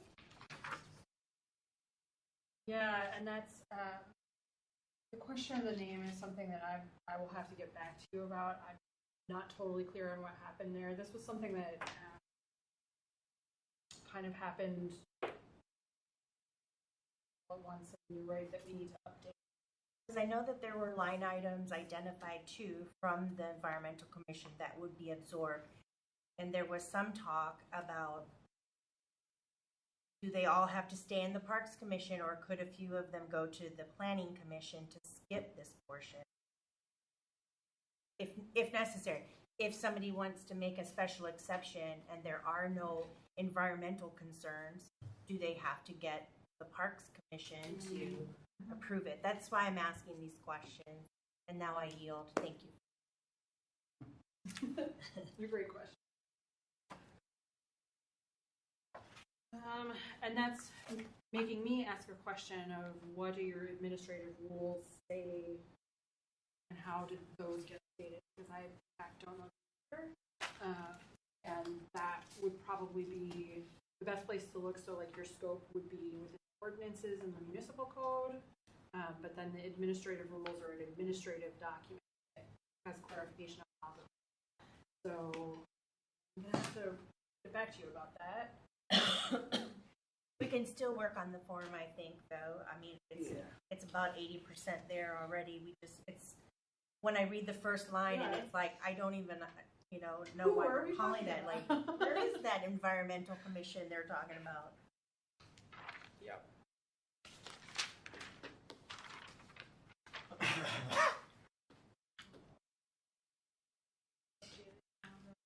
I mean, from a foundational standpoint, I think that is kind of where we have to start. And I do think that we need to put that at a high priority in our next meeting or next two meetings, because this is the commission where the natural resource exception started for the school. And where it has blossomed to, we all know, has been difficult for a lot of people on a lot of sides. And even besides the school, some of the other special exceptions that we've done as a commission, I think we did struggle a little bit too, like not wanting to necessarily accept that, but or say that we should allow this because we're not. I know I have felt that way, and I know that Jesse has felt that way. And I believe you too, Jason, where we're like, we're just here to say yes. We don't agree with, maybe we don't agree with this, but how did it even get here? And that's kind of my point with some of these documents is I do think we need, like Kristen said, Commissioner Stanley said, like, what is our scope and purpose? And then number two, how is that scope and purpose? What is the flow of the forms that come to us for these reviews? When you're talking about an ambassador program at a park, it's a win-win for everybody and it's a feel-good thing. When you're talking about some of these other things, it can get contentious and people can feel like, pressured. And so but without like clear understanding of what does the ordinance say and what are we supposed to do? And I bring that up because I do also struggle, and I've brought this up many times, that it does say in the ordinance that it's not, a special exception is not supposed to be self-imposed. So when we have someone come and ask for a special exception that has signed a conservation easement to protect that land, which is exactly what happened, I don't understand how, I don't even think we should have entertained that. And to me, the city planner should say would be a self-imposed problem that you have. You are the school. You said you would protect this into perpetuity. Now you're coming and saying, I don't want to. I want to clear cut and cut out all of this stuff. That is a self-imposed problem. How is it not? So if that had happened at the very beginning, and we can't, necessarily go backwards, and well, we can't go backwards, but the reason I'm bringing it up is to say, moving forward, those kinds of things, if that was stopped with the city planner saying, you're not meeting the definition of what you need to meet for a special exception, we would have saved a lot of time and energy in the whole community, because then they would have been forced to have to deal with, and whoever it is would have been forced to have to deal with look, we do have this document where we signed this and said that we would protect this land, and now we're not. And that's our problem. So what are we going to do about it? And then they have to use their time, energy, and resources to figure out what they're going to do to overcome the fact that, you know, instead of what's happened is they've used the time and energy and resources of the city of Franklin and the taxpayers' dollars, you know, and now they're suing. So, you know, I think this stuff could not be more important. I really do. I think that we all have to, once we understand what the purpose is, I think we all have to dig in a little bit and read this stuff and ask. And then I also would say that when we get a special exception that comes and we see those basic criteria have not been met, that we just have to not entertain it. Like we couldn't entertain the man who wanted to rent, you know, do the tournament for pickleball. We need to be thinking about those things in the same way. I also look at page 2, item Roman numeral 4, incorporate sufficient monitoring conditions and financial sureties to ensure preservation and enhancement of protected areas and compensation areas. And we have all heard how this land that was supposed to be in a conservation easement is full of buckthorn and it's not high quality and it's not, but 10 years ago, they agreed to the terms of preserving, enhancing, and protecting it. And now they want to take it down, but they actually haven't honored the original 10-year agreement. And no one's talking about that either. And so, I mean, this will probably be, if they do continue to litigate, get brought up. There was one more point I wanted to make, and then I will yield. It is,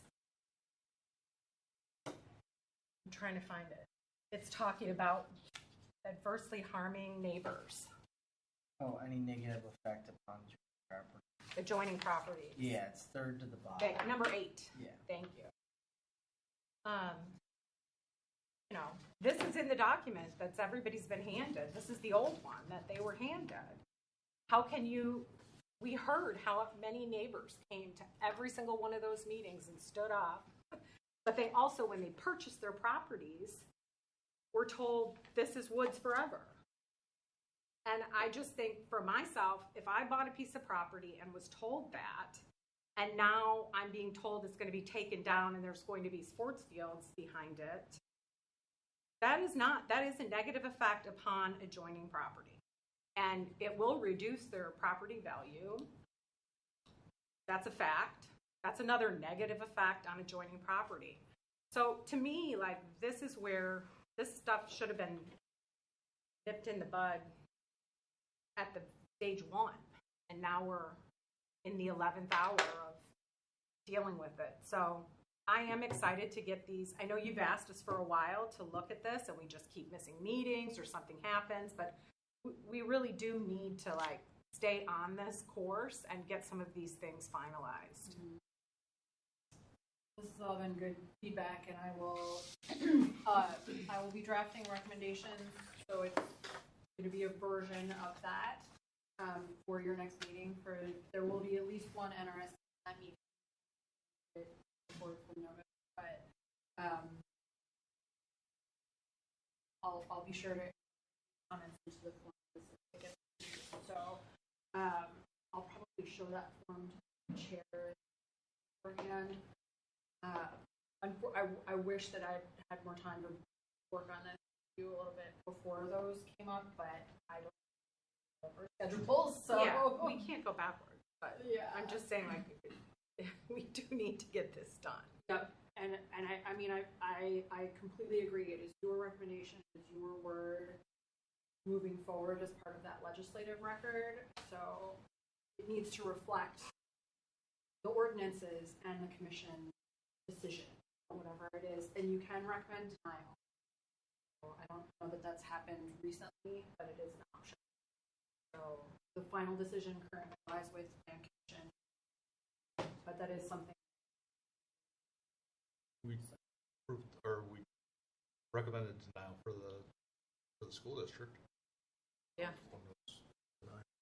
It happened off, just, But our denial is a recommendation. Correct. It's not policy. Correct. Right. So, yeah, we did, although then they tried to entertain some other information about changing how we voted that night, which was interesting. And then the plan commission went with a different version, right? So there was that as well. But if this stuff was tightened up, and if we were all understanding what it is we're sitting here doing, which I don't think that we all are, and I mean no disrespect to anybody, but we were thrown together as a group, and when that first very important decision came, I know that Commissioner Lance said, I don't really understand what we're being asked to do here. And not because she's ignorant, because she doesn't, or not because she's stupid, because she's ignorant of what we're here to do. You and know? that was like one of the first times we had to do It was. something on that. Yeah, and that was a big one. That was and a I was very very big one. disappointed Yeah. with that too, because you had asked me to kind of explain to people, and I did, and then I got well, it was scolded still for talking too long or something, you know. So it was an important. Yeah, when you look back at how all of this unfolded. yes. I think It was the unfortunate. combination, the intent was less administrative responsibility for the city to not have the environmental commission. I think that's how it was presented to us.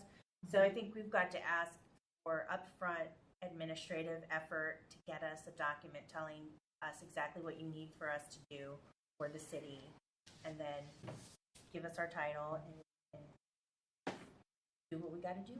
Yeah. Happy to do it. Volunteering. Yeah.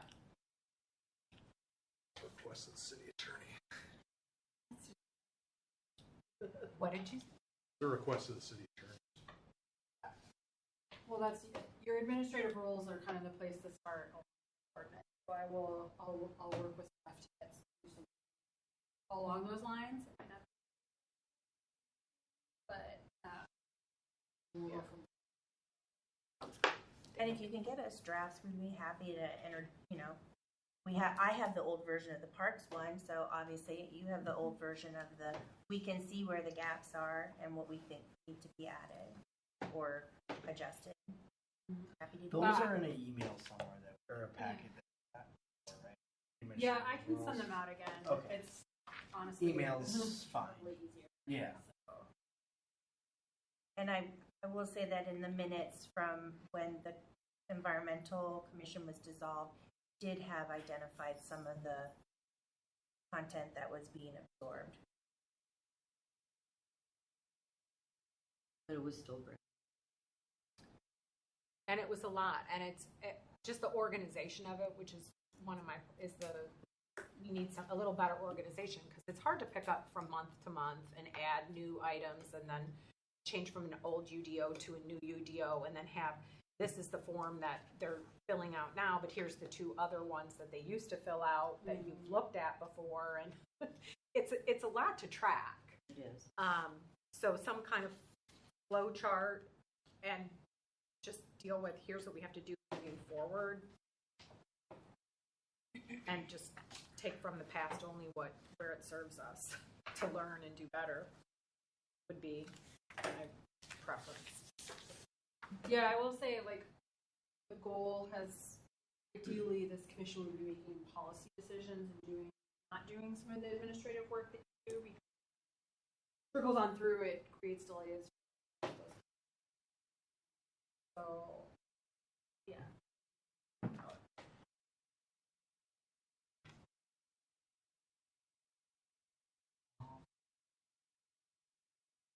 I think that's now.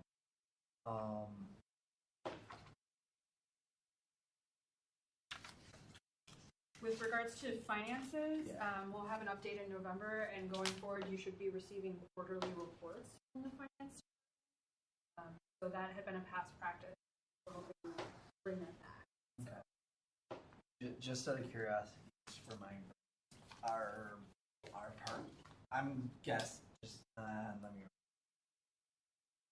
City and the parks department, we're doing well, just overall on what we're spending and everything. That's all being handled responsibly well, I guess is my question. Yeah. Okay. Cool. I don't know. I don't know. I have no idea. spending? Yeah. Yeah, there's It really, doesn't spend. we have a maintenance budget. Okay. We work well with it, Yeah, that cool. budget we're given, and Cool. and we have capital projects for various things that may have been approved in the budget. Some years, a new play structure, Sure. or anything new. Yeah. But, you know, there's not a lot of those type of things. Yep. So like the pavilion at Ken Wendell Park. Yeah. Sure. But we don't know how much impact fees we should be at the end of the year. That would be it, Daniel. That'll be part of the. I got the budget in my car. Isn't that in the calendar? I'm Isn't that serious in the about that. binder? Okay, so you had given all the new mission comprehensive outdoor recreation plan, the comp. Yeah. The actual amount of impact fees that are on hand would not be in that. Okay. And then what's been listed, what's trail that happened by the end. Oh, it just allocated. It was shared a couple of years ago, I know. Yeah, It changes yeah, though. I Right, know. right, It's- exactly. it changes every year. And it has to be used, otherwise it gets funded back. Exactly. So there is a pressure to find Yeah, it's from. usage of those within a particular timeline without it being overly. And I thought some of this was gonna be used on trails, and now they're not doing much trails. Like the water tower one. It's been 116th.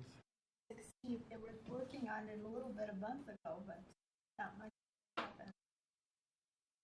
After you got to have a grant, the rest of it, right? Well, we're kind of in the discussions on, yeah, right, group that was going For Water Tower to Park, water tower. there is a possible grant. One of the that we get an update on. Like the water tower had to get built first, and then once that's completed, there's some planning work that needs to be done in terms of just the underlying zoning and all of that needs to be resolved. And then at one point, there was a goal to have your mission. There's a conceptual plan for the park, but that hasn't been adopted.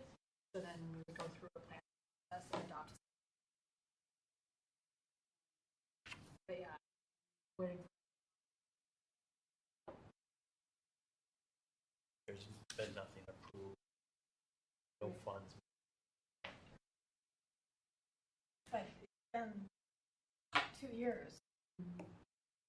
Well, the tower's up now, so hopefully we can Government. move on.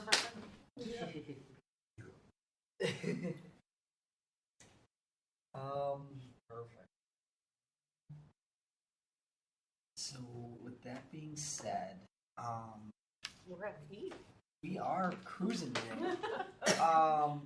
Littering fines. I know we talked about that. I saw it on the bottom. of Uh-huh. some- I sent a letter. I sent a draft letter for all of you to Beautiful. approve or deny. They dig You're it. at it. Very nice. And I like that it goes beyond just like facilities in the city that goes into Franksville like that. They drive the roads all. Exactly, Is this and the that's letter? and I think that's a really smart usage. So it's not just like, well, we're not going to come after you because your place of business isn't within the city limits. No. You traverse through our city, and thus you're subject to those things. So I think that's a really smart. Am I an idiot? Ironically, my Oh, daughter it's missed the right bus, here. and I ended up driving her to school, and I drove behind one and flying out on my car. You should And have I done was a like, video. if I wasn't driving my kid, I would have shot some I video. know. I have watched bags Yeah. fly out Oh, of this them is it? Okay. since we've had this conversation on more than one occasion. I'm like, where's my phone? But you're driving. Can I make a motion to approve the letter as written? I'll second. Then we'll take a vote. All those in favor? What, can I have Oh, a question? sure. There's- sure. Sorry, sorry. I just, what happens? Does this go to council to be sent out on city paper? Or what I just did before we vote? I mean, who's What's gonna the next be step? the signatory? Yeah. You Chair. want to do it? Does Sure. it I have to don't go to care. the city attorney and he sends it out? I think we should run it past the city attorney, but then we would all sign. Chair. I don't care. I would say just the chair. I agree. I get lit up on Facebook. No, this is mine. But that's okay. That would be, imagine how that. Well, and I tried to, I Don't don't be think on it's a Facebook. controversial Oh, letter. man. No, it's no, I think brutal. Just saying I like, got- hey, I don't comment, but I we read see it, and this. It's like They have to know. Yeah. sure they know. They know. Yeah. I would suggest also seeing the DNR and the DOT. Sure. Okay, so I amend my Who, motion the then. DNR and the DOT? I amend my motion to say, I make a motion to approve the letter that would be signed by the chair of the Park/Environmental Commission, that it will be also sent to the DOT and DNR and the attorney. Is that right? I'm gonna City have attorney him, to approve. yeah, make sure it's Approved. Did I include everything? Are you good, Susie? Yep. I have one more comment. Did I miss any? I just listed all of them that I could find. Oh, yeah, who it's going to. So I don't know if somebody wants to double check that, I think you're pretty close. Got it all. Yeah. if I missed anybody. Oh, here, oh, these? Yep. And then this would be Okay. being sent to our. Who's this being sent to? Right there. She's got the list right is there. on the Okay. letter. And that's what I'm saying. Did I miss anyone? Okay. 6 companies.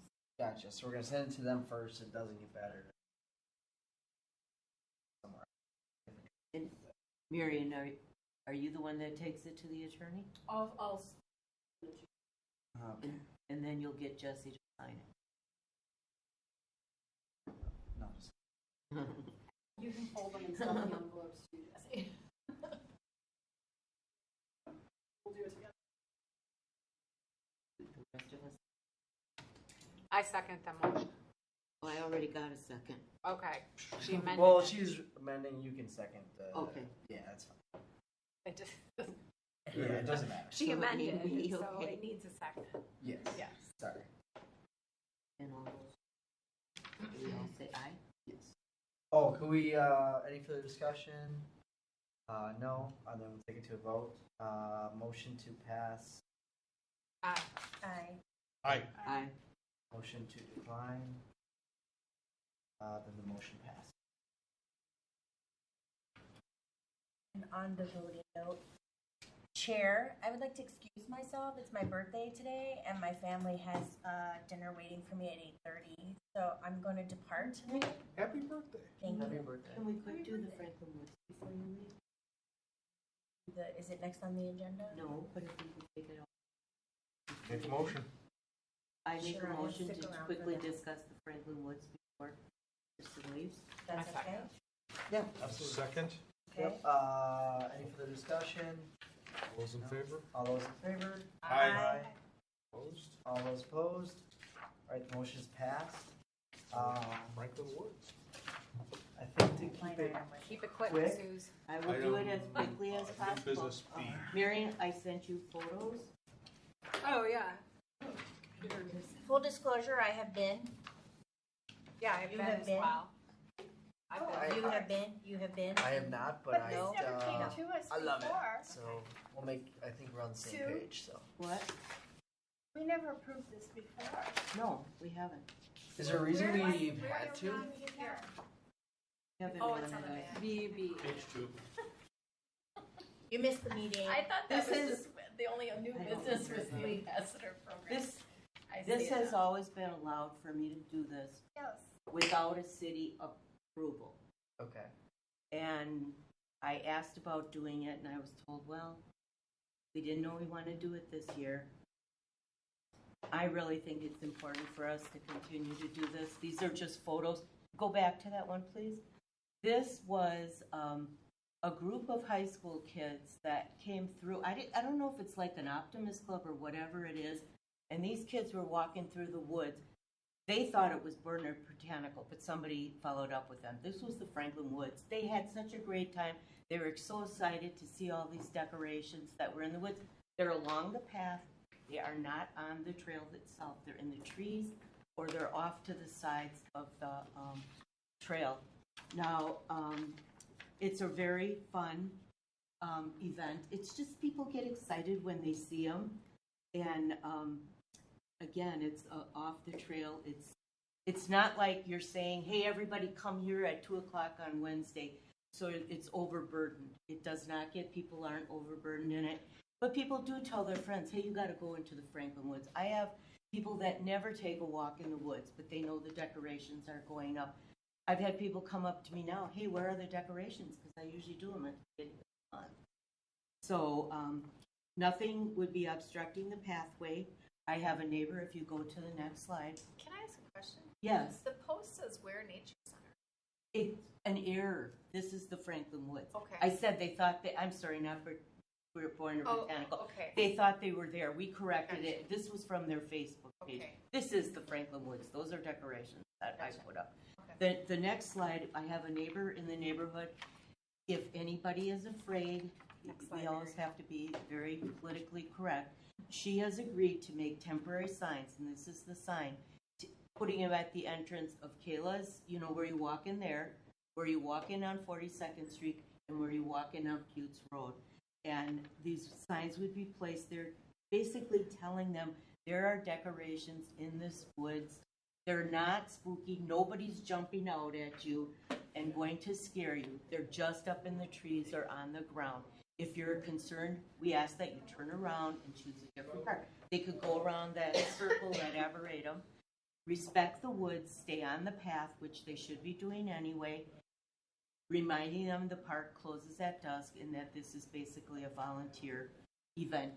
I have friends and myself. I have all the decorations. I've bought some. I've been donated tons of them to put up in the woods. And I am in that woods every day, just as that one lady here said she was. If we find things that have fallen or such, we pick them up. We pick up any litter that's in there, and we always keep it as clean or cleaner than when we take them down. We put them up and we take them down also. It just, I just, as some of the people said, it provides, I think, a lot of joy to people walking through the woods, to the citizens, to non-citizens, kids, adults as well. And I'm hoping that we can continue. Go ahead. I think one thing that was missed that I didn't hear tonight from the citizens or you, Susan, are you still like taking in non-perishable items? We do put up a bin that says, if you would like, you can donate Right. non-perishable And food where items. does that go? Or To so, I take it to St. Alphonsus, to their food pantry, and they take, like I've gotten socks, mittens, that types of things, and they take that to St. Vincent de Paul, I believe. It's one of the I things. think that's worthy of noting. Yeah. You know, I It is, it's something, and the thing is, it's free, like somebody said, we don't charge anything, it's just, you can come and enjoy it for a couple weeks, a month. So, Just to fast track this, any negative thought on this at all? Go ahead. I'm gonna be that one. Okay, no, that's all right. I have to look out for the city. I agree. As I've said, Sue, I didn't know all this was going on in previous years. I knew some stuff was going on. But it's gotten to the point I have to worry about liability. And when I get a call that someone riding through with their bike got yanked off their bike from something hanging over the trip. Sue, I'm just I gonna tell you what I'm understand told. you, I understand. I have to stay on that stuff. And I've got parents calling me saying their kids aren't going to go back because they're too scared now. I've got people that want to do their thing at other times of the year now. This is snowballing into something. This is a park, and I have to worry about the liability. What about, I can't have what about, people scared to go into a park. This is What about the sign, Kevin? That's kind of, We can't tell someone not to go into our park. I mean, what, to say what you're you might telling, be scared if you go into our park, I'm not gonna put that sign up. I think, I know you don't like it, Sue, but I'm just, I don't, because I think that there's people that could be afraid of everything. You can't go into Walmart without seeing Halloween decorations. You could hurt yourself and I don't want anybody to get hurt, of course not. I could hurt myself on the tree roots that are on the trail. I have fallen in that woods in the wintertime. There's nuts and walnuts and stuff people are tripping on. We're just saying it is a short seasonal event, family friendly, and I know, Kevin, I don't know how many complaints you have received. I asked to get a open records report on the number of complaints received. They're still working on them from May. So I couldn't get that. But I can tell you, I literally have received over 100 compliments on them.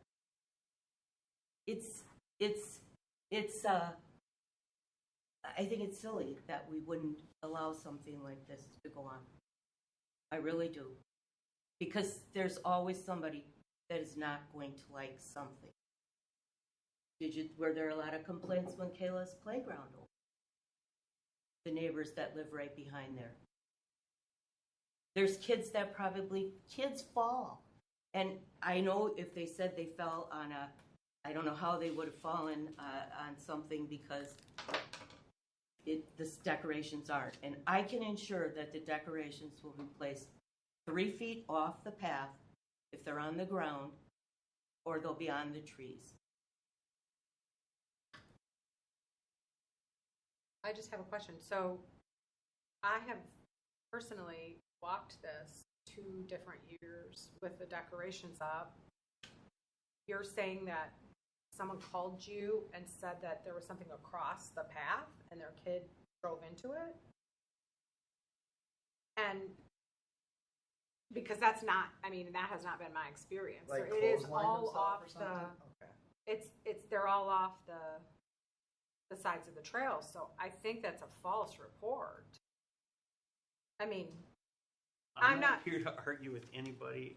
Oh, I'm not I'm telling arguing, you but what you're presenting are something. calling Right. Do we have the name of the person that said that happened? Or, I mean, not like I need it, but I'm just saying, like, was that like officially because I agree. I mean, I think we're getting to be, you know, where we have to sit here and discuss something like this for fear that someone would get hurt. I mean, it is, quite frankly, a little silly to me too. I personally have walked it 2 years in a row at near dusk, and I don't know how anyone who stayed on the trail could have at all been even in contact with any of the decorations.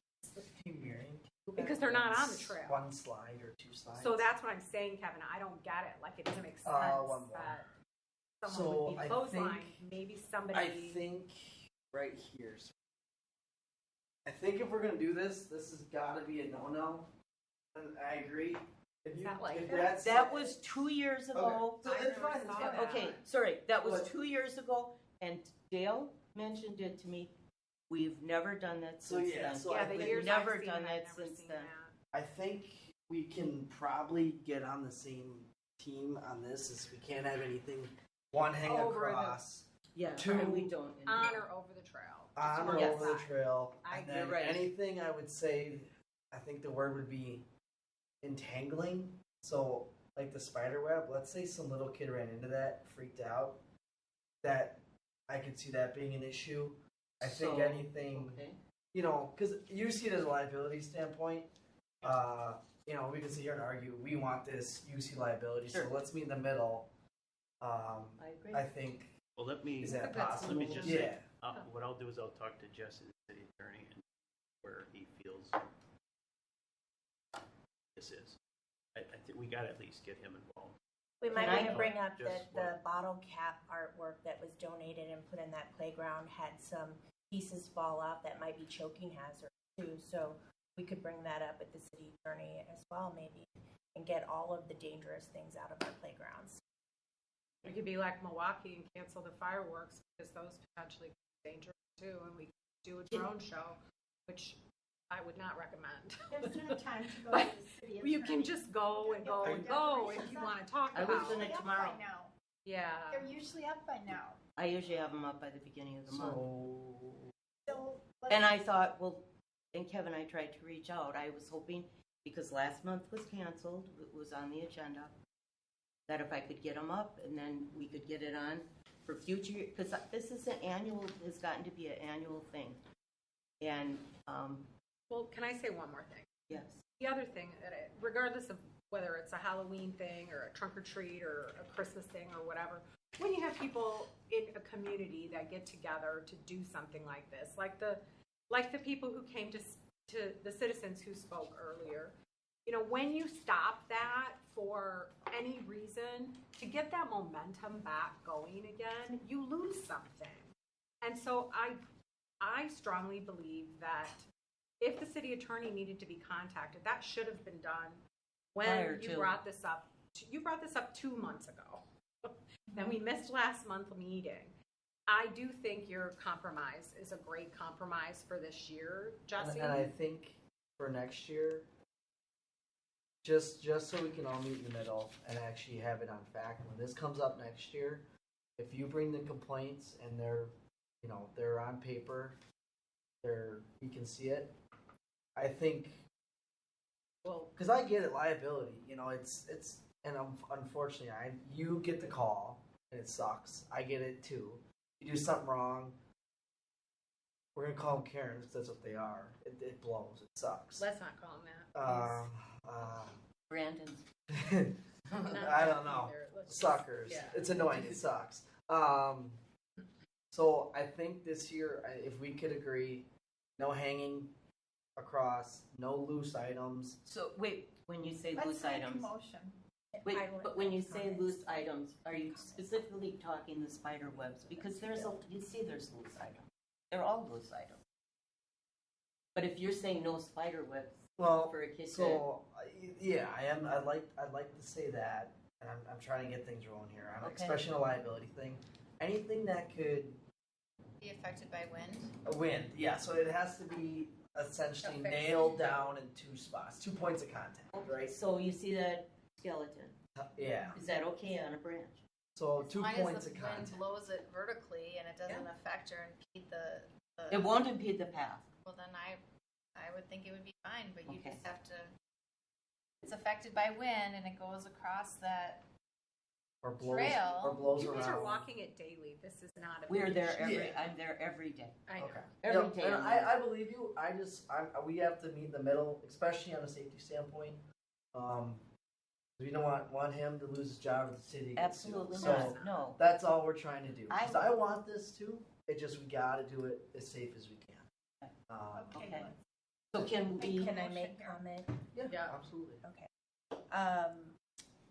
Greendale said that they used to do something like this, but their organizer passed. So first off, don't pass away, because we need you. Second of all, I will try we'll not. make this, it's not supposed to be a debate, so sorry if it felt like a debate. Appreciate the inputs. I might say that might make this a special exception, that a commissioner from the Parks Commission is the POC for it. If you could provide your contact information for any concerns, it could be that that would be the criteria for this event. It's a special event put on by the Parks Commission. Commissioner is taking the helm of the responsibility of it, and that you would provide your contact information for anybody that needs something changed, adjusted, has a concern, that you would be able to do that because you're close at hand, you live in the neighborhood right next door.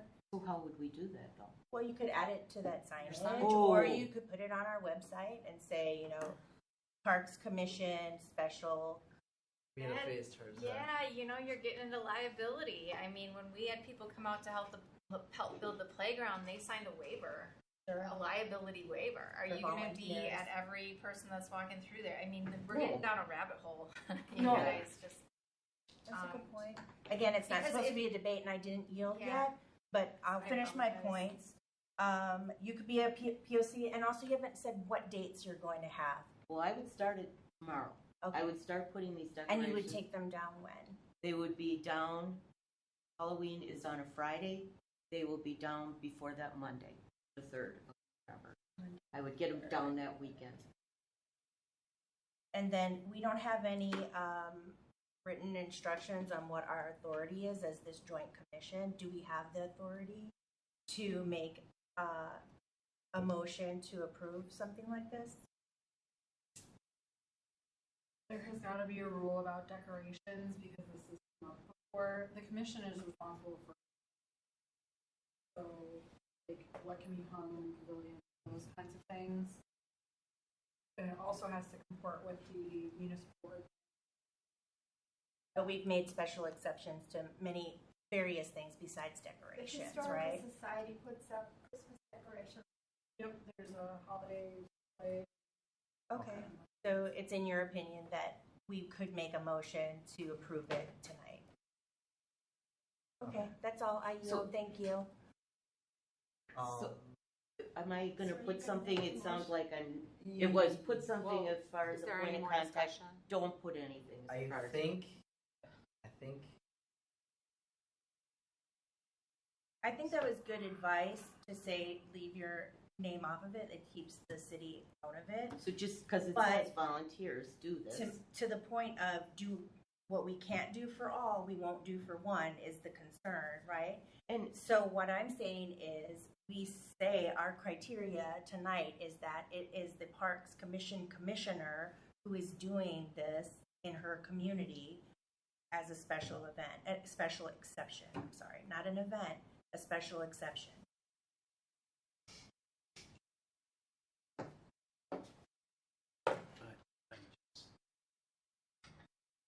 Back to liability, who's gonna take responsibility? But you said you weren't aware that the decorations were even there for the past 5 It years. never came And forward. again, it's not a debate. And I'm really Never curious, came Kevin, forward. why I didn't hear about this until you mentioned it 8 weeks ago. And if that happened, why, that people know where I am from the DPW to let me know that there was a. I don't know where that came from. so. I 'Cause- think to fast track this, if you next year when this comes up, you bring us complaints, then we can look at it and say, okay, this is a legit thing. And then it has ground. It's got ground. It's got standards. It's on paper. Then instead of arguing, because I get it, I totally get it, and I agree with you, quite frankly. So we're kind of at that point where let's do it one more year. When this comes around, you bring your side. If our side's good, it's good, and then we can kind of go from there. So, but to limit liability, let's make sure, like we said, nothing that can entrap, entangle, nothing hanging above the trail, and 2 points of contact and all things hanging. So then we're good. I think that'd be the best way we can do this without sitting here and arguing about it. And I think when this comes up next year, if we have, if we have complaints and everything like that, then we have to address them, and we can't turn a blind eye. But we have, as a commission, we have nothing in front of us that represents the issue. So I think we send it with a hope and prayer, and then next year.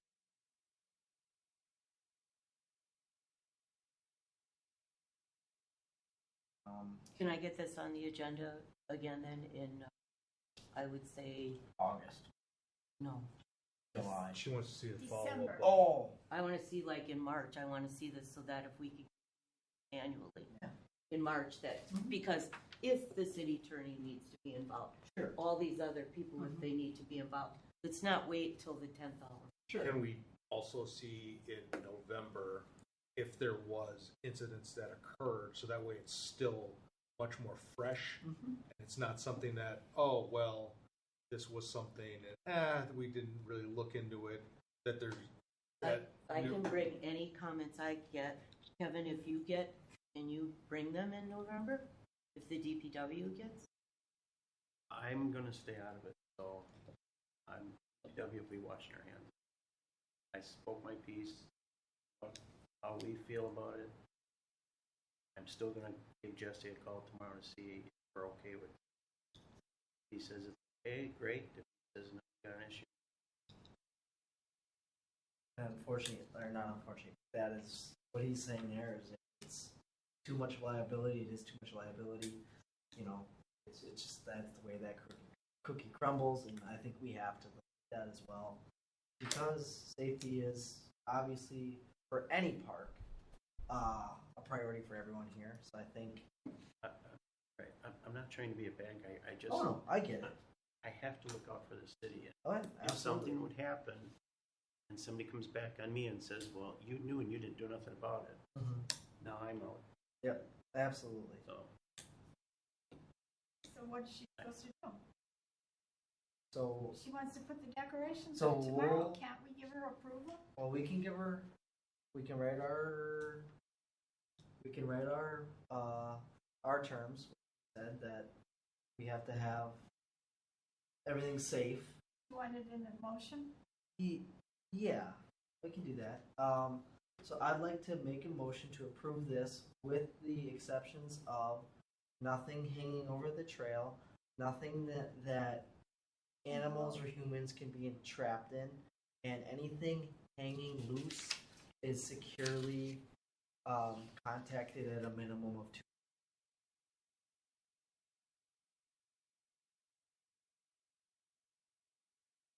I'll second that. Any further comment or concerns? Add Right. the dates. Oh, Yeah. the dates. And then, Yeah. so amend to that motion. The dates would be October 14th to November.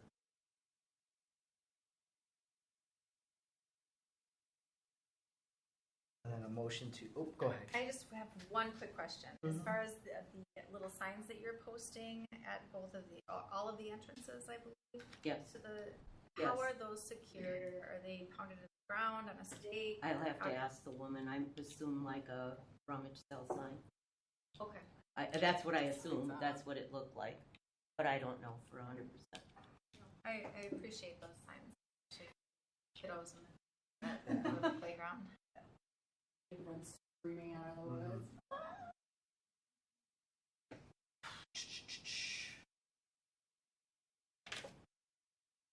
Okay. Do we need the Okay, rest so of you? I will motion to pass that newly amended approval. And she seconded. We need a new second. A second. All right. All those in any further comment? No. All those in favor? Aye. Aye. All those not in favor? All right. The motion is passed. Happy birthday. Yeah, happy birthday. Sorry, Yep. Kristen. Happy birthday. Oh. Yeah, sorry to skip out early. Nope, you're good. And then just on that note, just know it's out of our hands if the city attorney says no. We all like it, but if the city says it's too much liability, it's too much liability. It's out of our hands. Yep. So. Back. After that, then,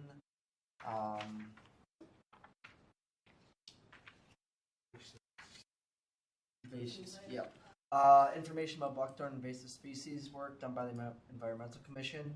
Can I make a newsletter and take a look at it next time, and then Yes. see if we can do it? Review. Yeah. Yep. Okay.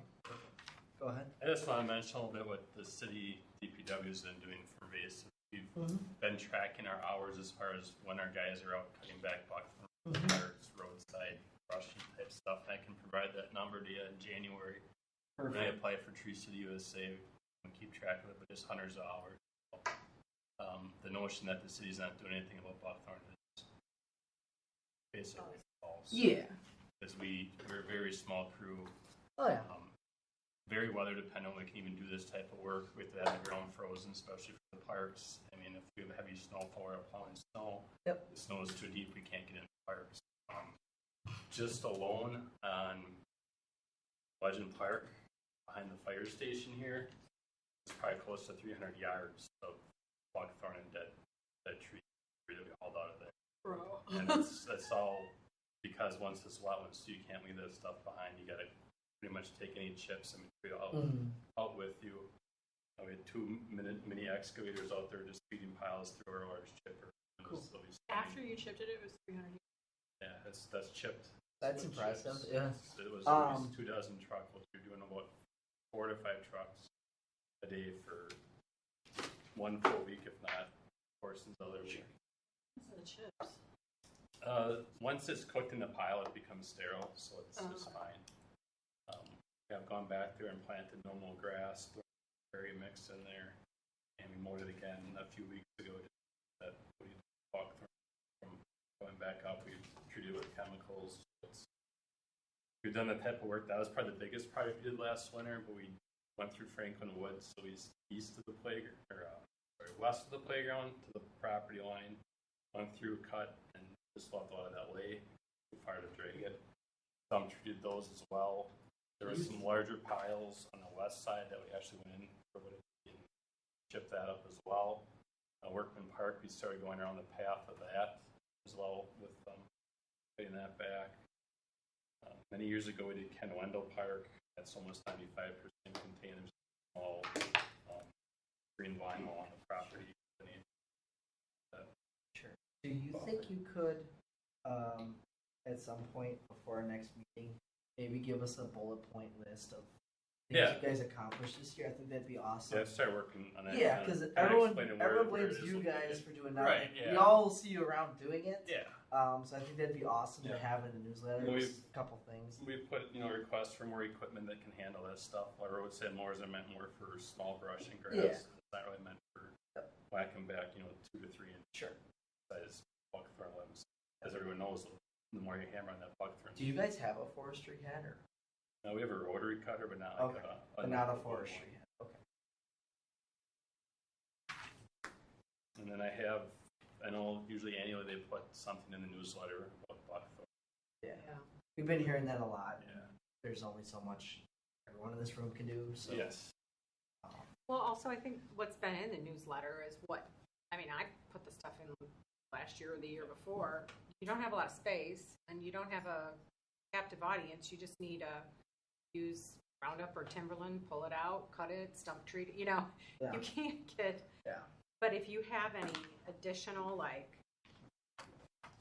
information about I treat buckthorn on my property. It's a struggle. It's a nightmare.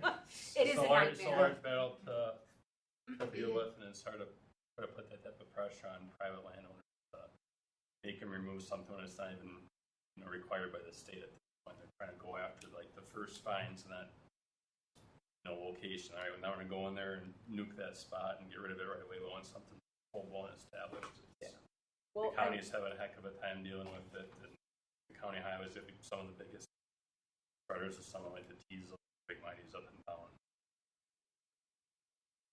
I will interject that apparently buckthorn was part of the original park for Milwaukee County Park. That Olbrich used it in all. That was brought over and used as a landscape plant for many years. Oops. That's how a lot of the invasives are. Do we have, so who is the weed commissioner? Who's the acting weed? Oh, you are. So people would call you and complain, and then you've got to go to the property and look at this? Is this? They put in a complaint on this city website. Okay. Is it a common thing? Clerk's office. Oh, yes. It is a common thing. You said that with so much enthusiasm. Yeah. It's a lot of neighbors. It's neighbor. Okay. Oh, Well, Mr. Pelkey has come to us, I think, 3 years in a row now, and then he's called Jason, and then called me, and I couldn't get. 2 hours easily on the phone. And he's passionate about something that's great, but anything that you could actual acreage or this park or this whatever, at least then we have an answer for him, because he comes and he says it during public comment, but we don't have any information to kind of give back. What do you do when you get a complaint? Are you obligated to go out and see the site and It's more to look at the height. see the height of thing? Everybody's been very cleaning up, cutting it down. Yeah. When we contact. There's only been a couple, and they're the usual ones that figure it's cheaper to have a tires. Oh, and then you actually go do it. Okay. Oh my God. I wish I knew that last year. No, I'm just kidding. I don't think it's cheaper. I don't think it is either. Oh, it's crazy. It's much cheaper. Yeah. And Yeah, that's good. As long as you do That's it, raise it actually- higher than my price. we're at $1.25 an hour, $125 Oh, that is cheap. per person. Yeah. Oh, per man hour? Oh, Okay. with equipment. Raise So it. we're gonna raise it. Yeah. What was that budgetary? It's not dirt cheap, but it is cheap. Yeah. It is cheaper, but, I all right. originally didn't do it. You didn't think you would have to do it like Yeah. that. No, I dread it. Decent. Yeah. I thought here to take care of weed issues Yeah. and Now, if a developer is not cutting, I mean, this is my personal issue too. But if a developer is not cutting their weeds down, do you call them and tell them they need to do that too, or is that somebody else that would do that planning? Like out there in Ryan Meadows and in the light industrial off Loomis there, if you know. they're currently under construction, then But they'll it's be under construction for 3 years. right. But then it's an engineering thing that Oh, the the engineers would developer, do it? You got to get out there. You got to cut Because it. they told me they would cut it, So and they're the not. person who manages that, I've dealt with. They asked me to mow the ponds and mow Well, there's a everything ton of teasel coming up. Yeah, and and it's going to it's- get all in my field. there. They don't know what they're. All they need to do is mow it. Yeah. I mean, and they don't want to mowing's spend a not- dime doing it. And it's Yeah. got to That's be what I during was- the right time of year yeah. too, though. That's another issue is that we go out and say, hey, you have to mow this, but if this be mowed at the wrong time, you're doing just as much damage. If you're mowing it diesel at the wrong time of year and the seed head is up, you're just putting that stuff. So now it's too late, is what you're telling me. Cool. So yeah, if you could bring us some bullet point stuff next time, or email, just email Marion that. Yeah, I started doing some of the park acres Perfect. as far as Yeah. just kind of get an idea where we want to focus our effort. I think the park should be great. I think it's a great start, for sure. I also think, think that one of the things that we could say if we do keep getting these comments and requests from Andy Elke is the weed commissioner is going to raise their prices because people are taking advantage of that. And so the city is doing something to try to solve. Buckthorn is not listed as a noxious weed. That was tried like 4 years ago and it did not. Oh. I think if we do it, we're gonna be stabbing ourselves in the back. There's so There's much. just so much. And then it'd be an all day, every day thing. Mhm. Me or Kevin to go up there and writing letters and going back and checking on enforcement. And it's not just you cut it, it's you get a cut and you get a chemically applied stuff. Okay, so we don't want to do that. No, we don't want to Yep. open up a bigger. That's, Yeah, that I was didn't what know was that decided was by not on common there, yeah. council. I That think was- it yeah, that was 3 or part of 4 it years too, ago, that- why it was, It's not included. yeah. They didn't Okay, want got to. it. They didn't want that to be weaponized against. Right. Mhm. And like Kevin already Yeah. said, it's mainly neighbors versus neighbors out of spite or whatever. Like, okay, I don't like your buckthorn, and you don't like my whatever trees in their yard that they don't like. And that's a lot of the complaints we get are. Yeah. Okay. Fun. Cool. Going after that, Victory Creek mowing and natural resources. Talking about the burns and stuff like that. I passed out a copy of the map that Tom provided. I don't know if it's open. So we did the prairie burn last April. I think it was the 10th of April. It was quite a bit of legwork just because it was our first time ever doing such a massive burn in the city that we kind of paid for and sponsored. So you just want to start with the map maybe first? I'm trying. Oh, no. Hang on, I do not know what's going on here. Oh, I don't want to do any of this. So this land is by Pleasant View Park. It was purchased using MMSD green seams. MMSD then turned the land over to the city. They have certain stipulations and rules as far as what can and cannot be done on the property.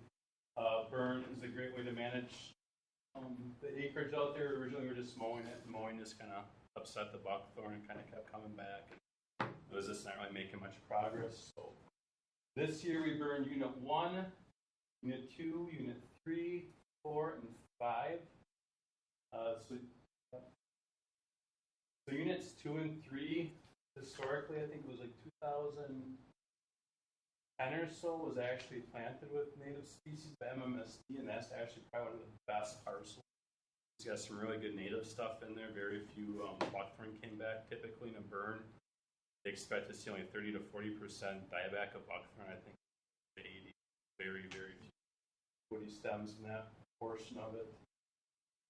Sections 4 and 5 had a little bit more woody species, but right where the path is, where the C4 number is, there's a pretty large pocket of white sweet clover. That's an invasive plant that really takes over after your soil's opened up. So that's probably an area where I have to go back to the spring and keep it mowed down before it goes to seed and sprayed as well. So then this upcoming spring. You want the mouse? No, that's fine. So Unit 7, Unit 6 is that narrower strip, and then where it says Victory Creek, that middle kind of marshy spot. Yep, that as well is going to be cool. And then the following year, 2027, is Units 8 and 9. Unit 8 and 9, kind of right down the middle. You draw a line north and south. MMSD still has to actually own part of that because of the funds they used to purchase that. They can't just turn over to the city. And they're going to split that cost with the city as far as getting the section. So we have been mowing, as far as mowing goes, we have mowed once in July. The entire red lines there, actually the fire lanes that we were required to put in for, they're about 20 feet wide. Those were mowed once in July, and I don't know what again. Probably can get mowed again. So I think we'll discuss if we'll mow them shorter too at some point, because I think the cross country.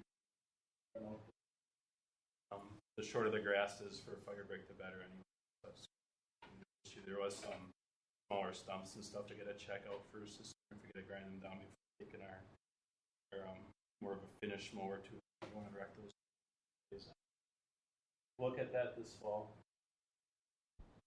Any other questions on it? I guess to anything that any of these houses you can kind of see in this map, I hand over letters to them. I think I got maybe 12 people that were actually interested in wanting to know exactly when the burn was taking place. Some of them just were curious. Maybe 3 or 4 said they had asthma. They're all for the burn. Everyone was all totally for it. They just want to know when it was. Like close their window, the hours. Like about 3 hours we were out there with them. It was super quick. They come out, we'll show the pictures with really great equipment, and great crew of guys. You said 1 through 5 you did? Yep. Okay. And we're going to hit it really hard the first year just because it's never been done that way. We kind of keep everything in a 3-year rotation, and we can adjust those units too as needed. Like I said, with that sweet clover, if we have to burn that more frequently than other units based on how stuff comes back. So like experiment. So they had 2 of these Rangers with water tanks on. You can see everyone was wearing Nomex and radios. This is on lighting the backing fire, so they start actually going against the wind, so the fire has to fight the wind. So it's not blowing forward with the wind, it's actually kind of the backing fire, they call it. So it's a slower burn, it creeps backwards. So that's why it's like really good, clean, white smoke going on. And the slower burn actually is the best for the woody material. It's actually torches that buckthorn long enough that it oils the sap, essentially. So the darker smoke now is because it lit the windward side of it where the wind is carrying it now, so it's burning faster. So when you burn it too fast, you're getting an incomplete burn, and that's where the black smoke on this material that's just burning so fast it's not really getting time to ignite.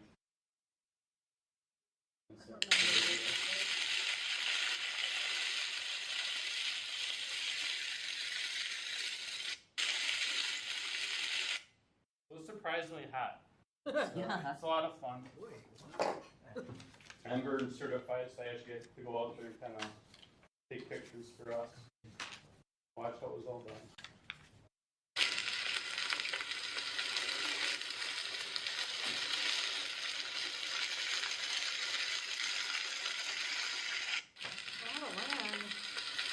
Everyone kind of wants to know when it's going to happen, but we try to tell people we didn't even get notified until about 48 hours out because that'd be the perfect wind conditions, humidity conditions, other weather conditions, stuff like that. So once we know it's go time, I send an email out to the people that want to be notified, and then that's how it went. So this is probably 1 week after, 2 weeks after already, you're getting the green up already.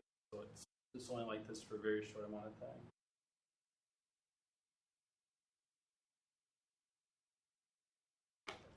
I don't know if you can see in the far left there, or if you can see right in the middle, that kind of like unburned spot.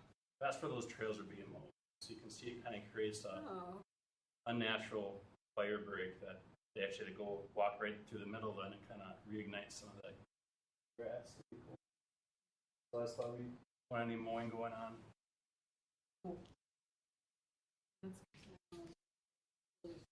So then this is on a 3 or 4 year cycle. 3-year cycle. Okay. Yeah. If it gets going pretty good, it could maybe go to 5. It depends how strong those species come in and how bad the invasive. Cool. It was very successful. It was very good. Make this map. That's from Pheasants Forever. They made that map just so we know where to mow the fire breaks. Nice.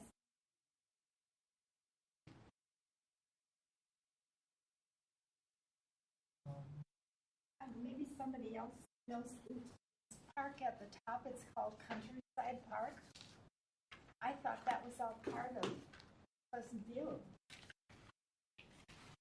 I mean, we don't have a listing on our park list. I don't know about this actual.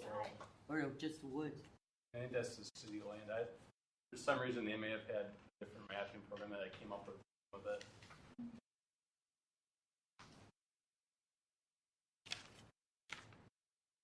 Is it the neighborhood name? Because look at Glen Meadows, Yeah. it's in the same It might font. be, yeah. Right, it's a neighborhood. Yeah, Cool. Glen Meadows up on the right is a Um, font. Oh, yeah. Meadows is one of our parks. Oh, Worcester. I don't.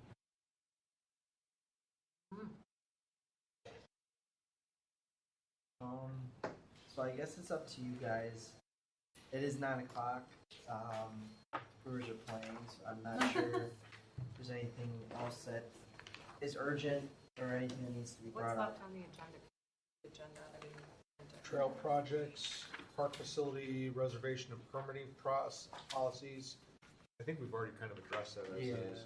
Facebook, website presence, request by Root Pike Win for stormwater survey, natural resource impact compensation guide, tree initiative proposal, and a proposal to rename Ernie Lake Park.